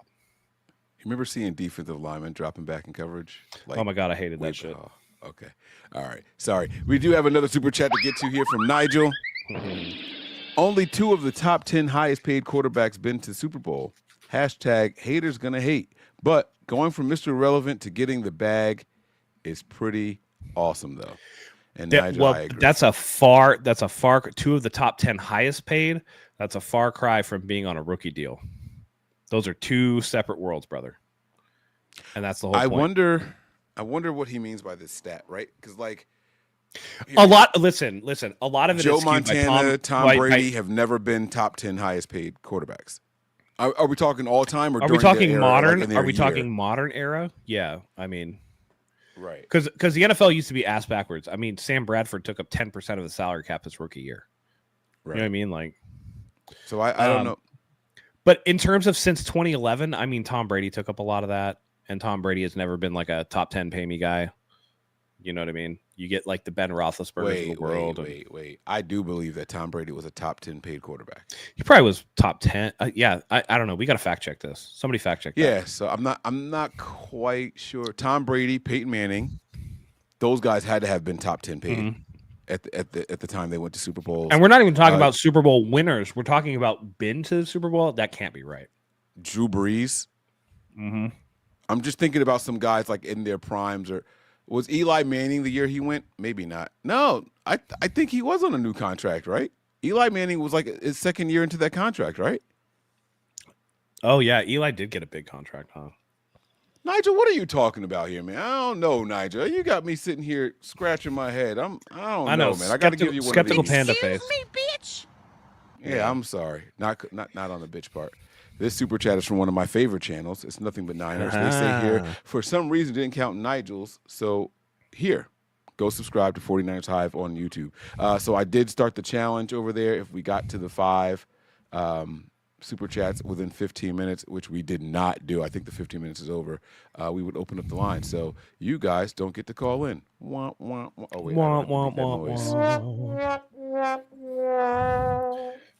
Nigel clarified. He said, current active QBs is what I meant that got new contracts. That's so fluid, man. That changes all the time. And Jimmy G was a top 10 paid quarterback at the time he went to the Super Bowl. That's not accurate. Terradome's absolutely correct. So that's like a weird, like 2 of the top 10 current highest paid. But again, you talk about Mahomes made the Super Bowl 4 times in a row. Yeah. And he is top 10. So and he is has top to 10 count for something. But he said, he counts. So he had to play against somebody. Who did Mahomes play against in the Super Bowl? He played against twice, Tom Brady. Brock Purdy twice. He played against Tom Brady, Jimmy Garoppolo. That was 2019. He was on a rookie deal. So he played Brock Purdy, Jalen Hurts twice. They played the Eagles twice. No. Yeah. Oh shit! Yeah, it was. Yeah, because it was Joe Burrow the year that the Rams went. You're right. Yeah. So it was Brock Purdy, Jalen Hurts twice, and Jimmy then Garoppolo. One more. Jimmy Garoppolo and Tom Brady. Yeah. Tom Brady, Jimmy Garoppolo. Well, Jimmy Garoppolo, Tom Brady, Jalen Hurts, and Brock Purdy, and Jalen Hurts again. He's been to 5 Super Bowls? Well, hold on. Let's go through. I just want to double check this. I think they made 4 in a row. Oh, no, they didn't. Okay. So Tom Brady was in 2021. Then it was the Rams Super Bowl. They did Eagles, 49ers, Eagles. So, yeah, it's Tom Brady, Brock. But, yes, he's been to the Super Bowl 4 times. Sorry. Hurts. It's Hurts, Purdy, and then Brady. But then you had Stafford and Burrow. No. Because Jimmy Garoppolo was in the Super Bowl, bro, and it was them. Oh, you know what? The Eagles played the Patriots. Hurts' first Super Bowl that's what was it the Eagles, I think. I think Hurts' first Super Bowl was the No. Okay, hold on. I got it. I got the list right here. 2020, so the 2019 season. It was Patrick Mahomes versus Jimmy Garoppolo. Jimmy Garoppolo was a high-paid quarterback. Mm-hmm. Patrick Mahomes won a rookie deal. Then the next year, it was the Chiefs and the Buccaneers, and that was Tom Brady and Patrick Mahomes. That's when he got paid. Yes. And then 2023, it was Chiefs-Eagles from Glendale. The Chiefs won that one 38-35. Then the Chiefs played the 49ers. They won. And then last year, the Eagles played the Chiefs again. So it's Hurts twice, Jimmy Garoppolo once, Brock Purdy, and Tom Brady. So, yes, he has been to 5. I knew he'd been to 5. 5. Wow. Yeah. This kid's having an impressive fucking career. Yeah. Oh, my God. And you know what's weird about that? It's not like the AFC is weak. I think the AFC is stronger. It's stronger. I think they have more juggernauts than the NFC does. I mean, if I slip on my tinfoil hat, it's been some fuckery in some of these games. Yeah. In the AFC. I mean. And the last 2 years of Mahomes, kind of underwhelming in terms of his quarterback play. For sure. Absolutely. I think the last 2 years, especially, the defense has carried the Chiefs. I think the first Super Bowl against the Eagles was like the one where like he really still had the offense, but like Kelsey's fallen off the last couple of years. He doesn't really have a ton of good wide receivers and stuff. He's looked like he's been making shittier decisions. The defenses on those teams are what carried him through. They were top 3 defenses both years. So I have a hard time remembering like this, whatever. Well, I'll be real. I didn't watch a single snap of this last Super Bowl because I didn't want to hate watch the game. So I don't have any like, I still don't believe you didn't watch any of the Super Bowl. Like, no, 100% I did not. What did we do that day? I was with my daughter doing something. That is absolutely. Nuts. I think we went to the zoo. But yeah, I didn't watch any of it. I didn't want to. Fidel says $53 million is a team-friendly deal. What's not to like? And Fidel, exactly. we honestly we don't really know. 100%. And by the way, that's like $53 million is just the face value of it. It's worse than that, or more team-friendly than that. I shouldn't say worse because that's like, you know. Yeah. But Joey pointed out earlier in the chat that it's, you know, he got again near what Tua got, right? So Tua got a 4-year whatever. The year Tua got it, and between then and now, the salary cap has increased by 10%. So like it's the same Tua money, but with 10% more cap buttressing the edges. Oh yeah. So again, he got the Tua deal a full season later with the extra money. So it's just like, what more do you want, man? Like he was gonna get paid. You know, and when people say, oh, 49ers are at 50 and Brock Purdy's camp should be at 60, well, who did he end up closer to? 53 is closer to 50 than it is to 60. So, yeah, I concur. So the poll is still at a solid 90%. Everyone loves this man. So listen, guys, anyone who's out there is hating on it, it's just people trying to go out of their way to hate on it. I'm going to end the poll. And Matt, I don't have much else to go over. I won't drag this thing out here. It's after 1 o'clock. I think I'm gonna go play some Call of Duty or something, man. Hey, all right, man. You play Call of Duty? Sounds good. I do not. I find it to be a hacker and bot filled shithole. Wait, how can you be a hacker in Call of Duty? Yeah, they have like things that detect if you're using different equipment. The anti-cheat in COD sucks, bro. It's like a huge thing in the esports community. What does that mean? This is what you do. By the way, guys, Matt has a like, gamer thing. Tell them about your gamer. Oh, I mean, listen, it's been a little bit slow because I got the new baby and stuff like that. But I do do streaming and stuff. I'm a competitive fighting game player, and I play some other stuff. Play like Fortnite and shit. Not competitively. Kick your ass in Tekken.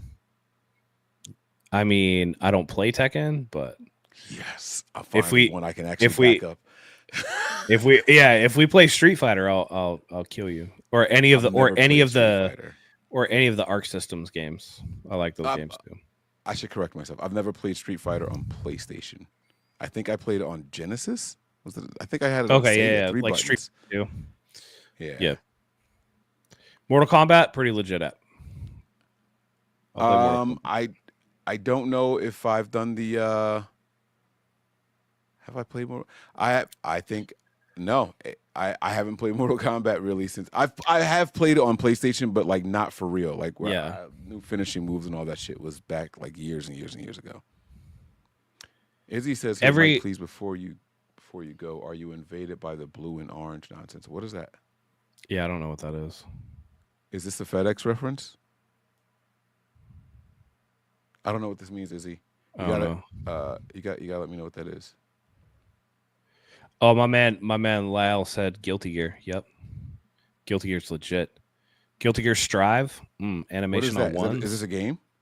Yeah, Guilty Gear Strive is on one. Is what we say is on ones rather than on twos. So Guilty Gear it's a fighting game, and it's you can like look it up real quick. Just look up Guilty Gear Strive. You'll see the art style. It's pretty legit. But each frame has its own like cell shade, so it's like each frame of animation is on a single frame. So like they'll say on one. There's no inserted frame. Sometimes fighting games will insert frames to get through animations quicker and make it like cheaper to make. But this game is not. Look at that shit in motion. It looks good. So I have to hit video for this to see what it looks like. Yeah, look at it. Guilty Gear Strive. All right, I'm gonna have to check this out because I don't know what this is. Okay, I have an old game for you, and you probably weren't into games back then, but I'm gonna try. Who, so me? You know how they have this? Yeah. You brother, we're like the same age, right? Yeah, but I don't think you ever heard of this one because I always played the knockoffs of games because we couldn't afford the real ones. Oh, okay. All right. So back in the day, there was this automobile fighting game called Metal Gear. Yeah. You remember Metal Gear Solid and all that stuff? Yeah. The knockoff version of it was this game called Vigilante 8. Have you ever heard of it? I have heard of that. I didn't play Shut it, your but I've mouth. heard of it. Oh my god, Yeah. you almost made my. And by the way, Metal Gear is an espionage game. I think that the series that you're talking about is Twisted Metal. Twisted Metal. That's the one I was talking about. Yeah. I'm sorry, that's the one. Twisted Metal. I never with Sweet Tooth. I told you I couldn't afford it. Everybody remembers the I ice don't cream know. truck. I couldn't afford it. But Vigilante 8 was the knockoff version of it. You had like you could be a old ass like pimped out 67 Chevy, or you could be a big school bus, or you could be a little buggy. Oh man, I love that game, man. I love that game. What did I said Twisted. I said Metal Gear, and it was Twisted Metal. I you know what? I definitely played this game. It was on Nintendo 64. I played this game. What? Yeah, Vigilante 8? Vigilante 8 was on Nintendo 64. Oh man. Yeah. This is one of the games I beg for them to come back. Yeah. I swear. I think that car combat in general could come back and it'd be fun. Yeah. Like they came out with car soccer and I was like, "Oh, here we go. Give me 2 more years and then car combat's going to come back." Rocket League? Yeah. Rocket League's fun. Rocket League's fun. Yeah, Rocket League is man. fun. I actually do have some 49ers stuff for you. Actually. One, bring up Kenny 49ers comment. Kenny 49ers. Where are you? All right, Warthog? Just one at 10-11. At 10-11. Oh, okay. Or I guess what would it be? 111 for you? I got you. 111. Yep, it's cool. Yep. Boom. Doesn't Brock Purdy's remaining contract with $5.346 million in salary for 2025 get torn up and replaced with a 6-year, $279.346 million contract? That's a per-year average from signing of $45.057. No, it does not. New money doesn't hit until after this season, except for any potential signing bonus, which would be split amongst the cap. But he will play out this contract. It's an extension, not a replacement. Right. Yeah, this one is absolutely an extension. That's kind of how that works. What's this mean, Joey? In Call of Duty, you getting hacked and you don't even know. People are hitting people are hitting 360 no scopes on your ass, and you don't even know that they're hacking like a motherfucker.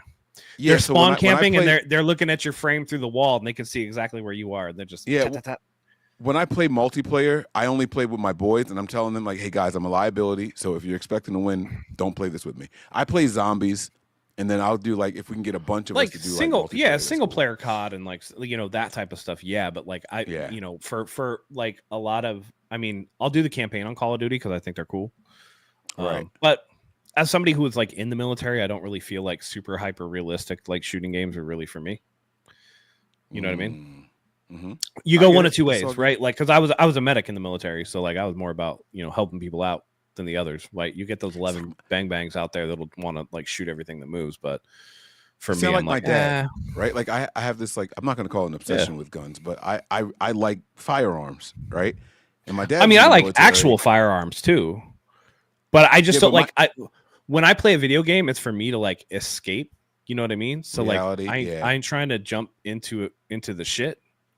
I've been in the shit. Like I know what it is. So like I'm not trying to jump into that for my entertainment. It's like that's probably my thing. This is why when I see stuff and like no shade, and we can talk about this or whatever, but like when the NFL does like the social justice messaging and stuff, I'm like, can I just watch fucking football?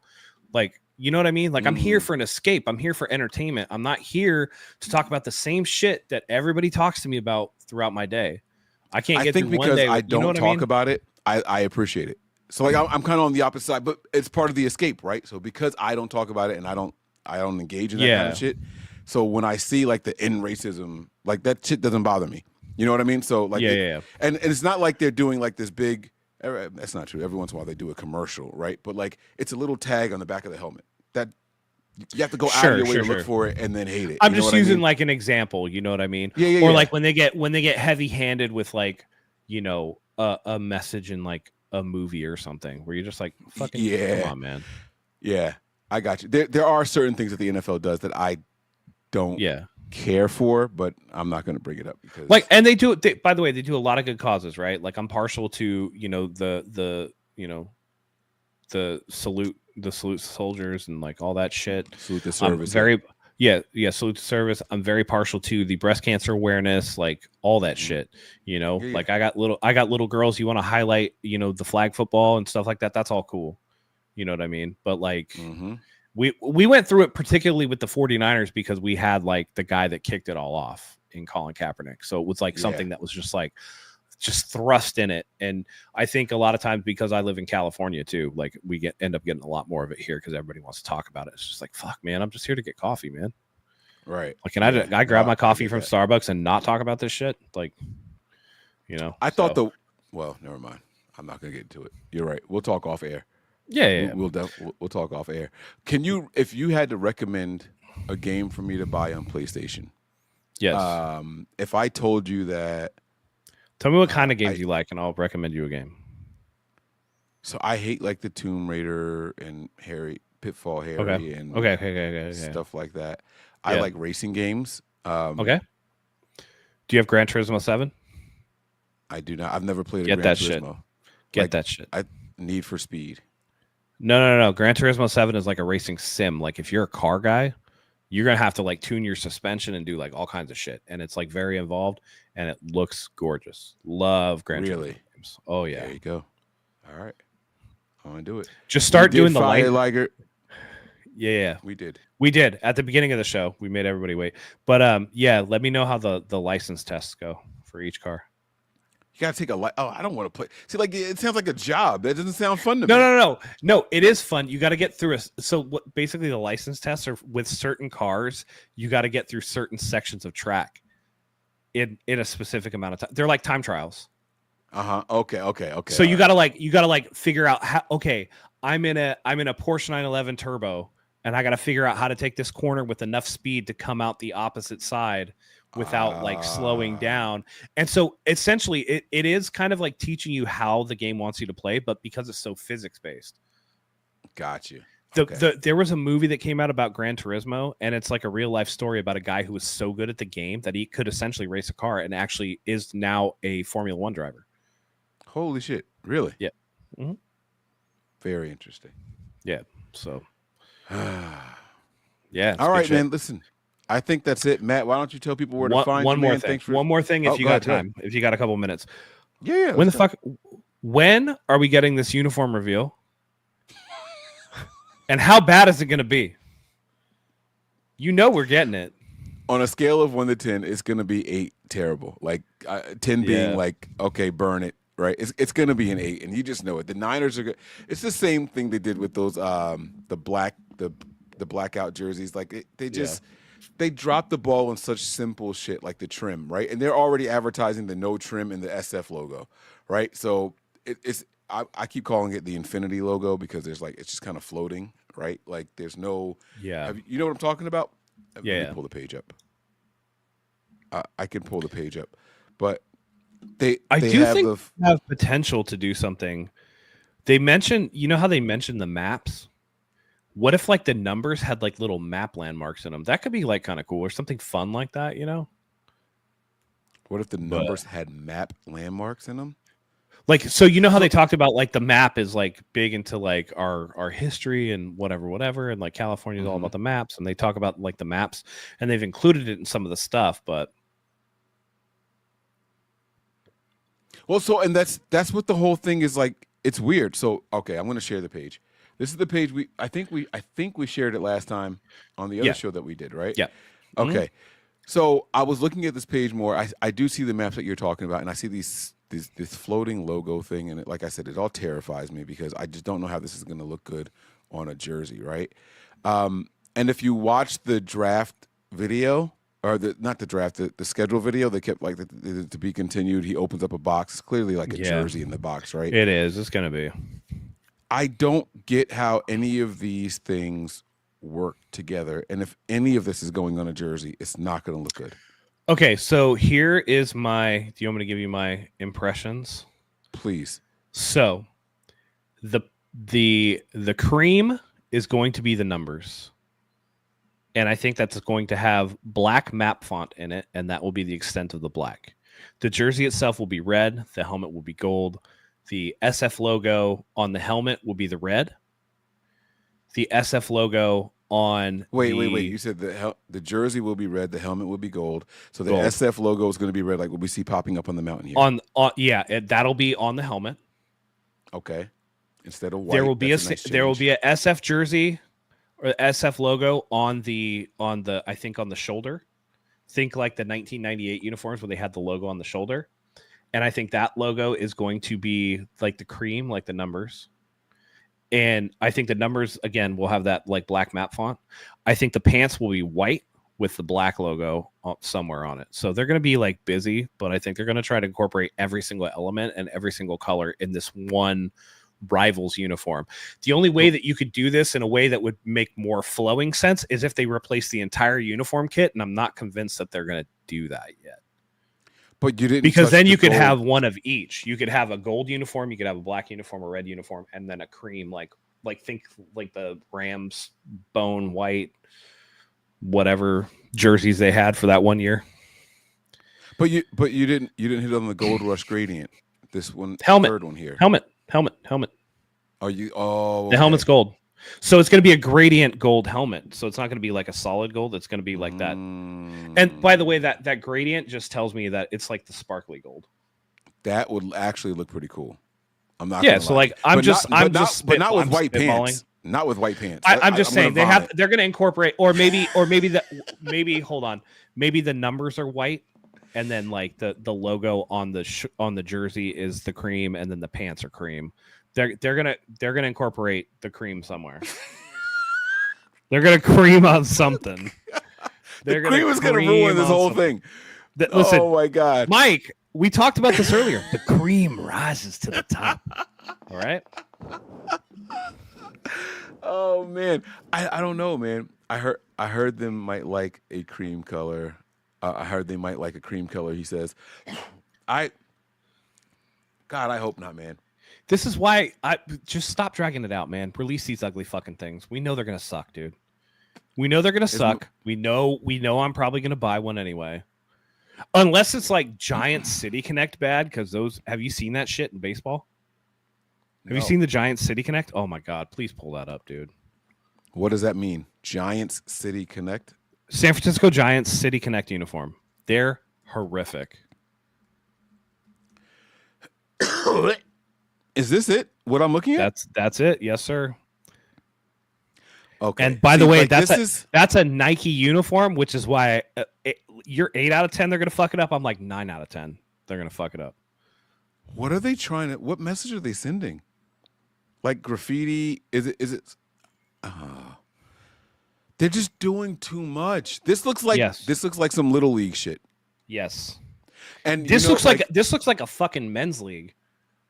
This bothered. Yes, yeah, like a bunch of buddies. Like just a hung out 32-year-old out there is like, fucking, I can still play baseball, bro. Yep. Like that. Is this active? Like they're currently using this? Yes. This is what pisses me off about basketball anymore, right? I'm not kidding, because I don't watch a lot of basketball, but I turn on a game and I don't know what teams I'm watching anymore because the colors don't match up anymore. Like the Hornets used to have the teal, the purple, the white, right? The Bulls were black, red, white. But no, every team has different colors. Like I turned on the Lakers and they were wearing black jerseys the other day. It's like, what the fuck is happening? Like, they all, every team is just. Yeah, what do they call them? The association uniforms or whatever? I don't know. It looks like this shit you got me looking at here. It looks like a Connect jersey. It's bad. Oh, it's I don't bad. like this stuff at all. It's bad. And so I'm hoping it's not that. Now, Nike did come out with one that I actually liked today. It was the Boston Red Sox came out with their City Connect, and it's like it's like the monster green or whatever. It's like they're so the Boston Red Sox play in Fenway. They have a 20-foot high fence in left field. It's called the Green Monster. Yeah. So they made the jerseys that color to reflect, like, honor that tradition or whatever. That's kind of honor the wall. But the font and the numbers are simple, so it ends up looking better. And that's my whole thing. It's just like there's a reason why teams like the 49ers go back to the font that they had before, because simple font just fucking works, man. Block letter on a uniform just fucking works. Yeah, it does. It does. Like, do you remember the Bucks? The Bucks went back to the pewter with the block letters, right? Remember the shits they had before with like the polygonal numbers that are just terrible, man. Just terrible. Tom Brady came over and was like, I'm not wearing those motherfuckers. You better go back to the old uniforms. Yeah. And here's the crazy thing. I think it's hard to fuck up an NFL jersey. I think it's hard to fuck up an NFL jersey. It is. We're gonna find a way to do it. You got to work hard. Like when we introduced the color rush, I think ours was one of the least favorites that I had. That really, I've really always bright said Seattle it Seahawks. needed the gold trim around the red Yes. numbers to make it pop. That's it. It was too flat. It was too flat. It could have been a white trim. It could have been gold. Anything to like outline it. Yeah, because you couldn't see the numbers on TV. You watched and you're just Right. like, who the fuck is who? Like, I can't see that. And then they still were wearing gold helmets, and I'm like, you have no gold on this jersey anywhere except for that helmet. That doesn't make sense. Anywhere. It just didn't look right. It was the worst uniform that year. Oh, I hated it. And did I buy one? Absolutely, because you know why? I wasn't walking around with gold on my head. So I can easily put on some red pants or something if I wanted to. I could put on some blue jeans. I could put on khakis, and my shit went together. Put some black and red sneakers on. I didn't have a gold cap on, and it just looked crazy on the field. It looked nuts. It looked absolutely nuts. Like, I don't like the white Bengals helmets that they do. Yeah. I don't know why they do that. Do you want to know why I know for a fact that simple jerseys are the best? Because if you look at every team's throwback, it's always everybody's favorite fucking uniform. The Seahawks throwback blue is their favorite uniform. The Rams, when they first went back to Los Angeles, and instead of wearing like that gold and whatever, they went back to the blue and the yellow. The blue, right? And the yellow, yeah. Think about the Atlanta Falcons and that red helmet look with the black Eagles. jerseys, the block letters, the Kelly green for the Eagles, all that shit. The Chicago for the Bucks uniforms, yeah, those are fun. But if you look, or like the Patriots with the guy that snaps the football, the Patriot that snaps the football, the Browns little elf dude. Yeah, come on, man. The Chicago Bears haven't changed their jerseys in like 50 years, and they still look great. You know what I mean? Sometimes the timeless traditions are the best. Yeah. So I know everybody loves the 94 Niners uniforms, and they're cool, but they're not my favorite. Again, it comes down to look to see what it was. I like when Reebok was doing the jerseys in the late 90s. They're the alternates. These are the current throwbacks that they have right now. Oh, okay. My issue with them is the same ones that I had with the black ones, and it's that the gold is only in the helmet. There's no gold anywhere else. So you kind of just like, you got to match it up, man. Now, I liked the mid-90s uniforms, like the 98, 99, 2000s ones. I liked those. Yeah. They flowed better. They matched well. The pants matched the helmet better. That was the Reebok ones. The pants matched the helmets better. I love the fact that the helmets had the red face mask. I think that looks better than the gray. Yeah. I think it adds an extra pop of color. Now, the team suck then. That's why most people don't like them. But I actually find them to be rather good-looking uniforms, man. Yeah. See, this is when it wasn't the bright red. It was the maroon color. It was the maroon, yeah. Yeah. Which, like, I don't mind the red that we have now. That's perfectly fine. It had a black shadow. Yes. And then it was trimmed in gold. Yes. Like everything flowed together. Everything. Man. The helmets had black on it. The jersey had black on it. The pants had black on it. The helmet had red. The jersey had red. The pants had red. You know what I mean? Yep. Everything came from something else, and they all matched all the colors. And that's why I like them. Yeah. Yeah, that's it right there for me. That's it. Now, they did have one season that I think it was a 98 season when they first switched them over, or maybe it was 97, where they had white pants. I didn't like that. I'm glad they went back to gold pants. But, like, yeah, them shits were fire, dude. White pants is hard to pull off when you have white pants is hard to pull off when you have that much, like, again, gold helmet. That it makes it really hard. Right. But this like is it right here, man. Look, I'm gonna share the screen so you can see this. Like this is the one right here, in my opinion. Like from top to bottom, best looking combination and all that. This is the one right here. Hold on. Share screen. What am I looking at? Where is it? Oh yeah, there it is. All right, check this out. Boom and boom. Yeah. That's it for now, me right there. The one change that I would make to this potentially would be to match the helmet stripe to the pant stripe. So you add a little sliver of gold in between the red and the black, because the helmet just goes red and black. Yeah. But you got the whole gold on the side though. But I see what you're saying. The other thing that stripe right between. But if you go down to the pants too, the other thing that you could do with the pants and with both is where the gold is in between the black and the red, you put white there. Make it white. And then you put white up top. The white would have made it pop even more. Yeah. Yep. So I mean, listen, there's no such thing as a perfect uniform, but these were nice. Like the letters and the numbers had like depth. I like the shoulder logo. You see more of the 49ers or whatever. Yeah. And it was just cool, man. Oh man. I'm getting hype over here. This my TV is making me hate my laptop. Like the colors look so good on my TV. And I look down on my laptop and I'm like, ugh, like you gotta get that. You gotta get that OLED laptop screen. I don't know what it is. Is it not that? No, most laptops are LCDs. Oh, yeah. Oh well. Well, you gotta pay a pretty penny for an OLED laptop. Don't do that. My laptop's almost $3,000, but well, it was. Now it's not. I looked it up recently and I was mad at it depreciated so quick. I just paid $5 for mine. So. I noticed you whispered it too. That's I somehow got a Razer Blade 16 with a 5090 in it prior to them cutting off because of the tariffs. Like mine arrived before they like stopped shipping them over. Oh, man. So hey, you're a gamer. Last thing, and then I'll let you go. Yeah. I heard that they're not shipping the Nintendo Switches or something like that. Like there was a new Nintendo Switch that was supposed to come out, and now they're not doing it. No, I already bought that shit. I'll have it. They stopped pre-orders like briefly while they're trying to figure out the tariff situation. Right. And now all the tariffs are paused anyway, so it doesn't even fucking matter.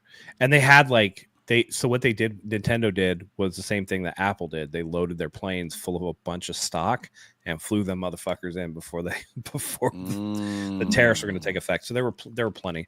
No, and actually I got a pre-order email for one if you end up wanting one. So just let me know. Really? Yeah, just Venmo me and I'll pick it up for you. Yeah, I thought about getting one for my son. He's had 2 of them, and then he came to me the other day with it in his hands, like, "Dad, you're gonna be really mad, but I want to put this on my laptop and my tablet instead because I can't play the Switch anymore." I'm like, "Why can't you play the Switch?" He's like, "Please don't be upset." And he showed me like the whole left half of it is cracked, and like I said, it's his third one. So his first one, we bought. Maybe don't get him the Switch 2. Maybe just get him a regular Switch again because they'll go down in price. Well, no, but he's had it for when the first one come out. He's 15. He's probably had it for like 7 years. Fair. Just understand the new one's like $450. That's not well. I don't think that's bad for a game, especially when you can take it everywhere. No. But he gets his first one, and there's like a default in it. It's not his fault, so we exchange it. Yeah. The second one, he's playing the game. He's excited. He's a little kid. He goes to the bathroom, bumps into the wall, and falls in the toilet. Oh, okay. Like, okay. Little kid shit, yeah. Right. But then you get the speech. All right, this is the third one. This is the last one. We're not buying you another one. Yeah. And so then he comes to me, all these years later, "Dad, look at the right side. I'm so sorry." Like it did. It's like, all right, kid, like you're taller than me now. You don't have to put your head down and pout. He's 15 and he's had it for like 7 years. Yeah. I mean, that's like half his life, bro. Like that's really good. Right. Like I think he did good with it. All right. That's what I'm saying. So. Yeah, let me know if you want that shit and I can. Sweet. Anyway, right, that's an off-air conversation. Yeah, absolutely. All right, man. Gran Turismo 7, here I come. I'm going to start looking at some stuff, man. Yes. And Matt, this was a lot of fun. Please promote yourself. Let people know where to find you, all the platforms and all that good stuff. Yeah, listen, I'm with my man, Zach, at 49ersHive. Come follow us there. Mike is always on the show. We love having him, and we love these collabs, so do that. As for me personally, not a ton over there. You can find me at I don't even know what it's been a while. Attacks Gaming on Twitch. Do some YouTubing there too. So follow me there if you want to. I just play random shit sometimes, but usually fun times. But I really do this more often. So thank you so much, guys, for having me. All right. We hope you guys enjoyed the show. Brock Purdy gets his deal done, ladies and gentlemen. We are all proud that it's over and the Niners can focus. It's going to be the off season of focus, man. No distractions. So what are the Niners going to do? We're going to go out there and kick some ass and chew bubble gum. We only got a couple pieces of gum left, though. So that's right. Be ready. All right. We're going to get up out of here. Thank you all for rocking with us. We'll see you guys soon. No team is safe when the Niners are on the prowl. Nope. Wrong one. Hold on. What show is this? This is Nothing But Niners. We're live all the time. Nope, that's not it. Prepare for glory, anticipate pain, but always remain faithful. Peace. We all gas, no brakes, pumped up, no fakes. We spinning, we winning, we high stakes. We never miss, we all makes. Look at us dudes trying to prove, bringing you news with nothing to lose. Mike, Nick, Tony, Wayne, Method Man, we bring the pain. Hey, see, I'ma confess it. We under the pressure. If you looking to find us, we them nothing but Niners. Niners. We nothing but Niners. We nothing but Niners. We nothing but. We them nothing but Niners.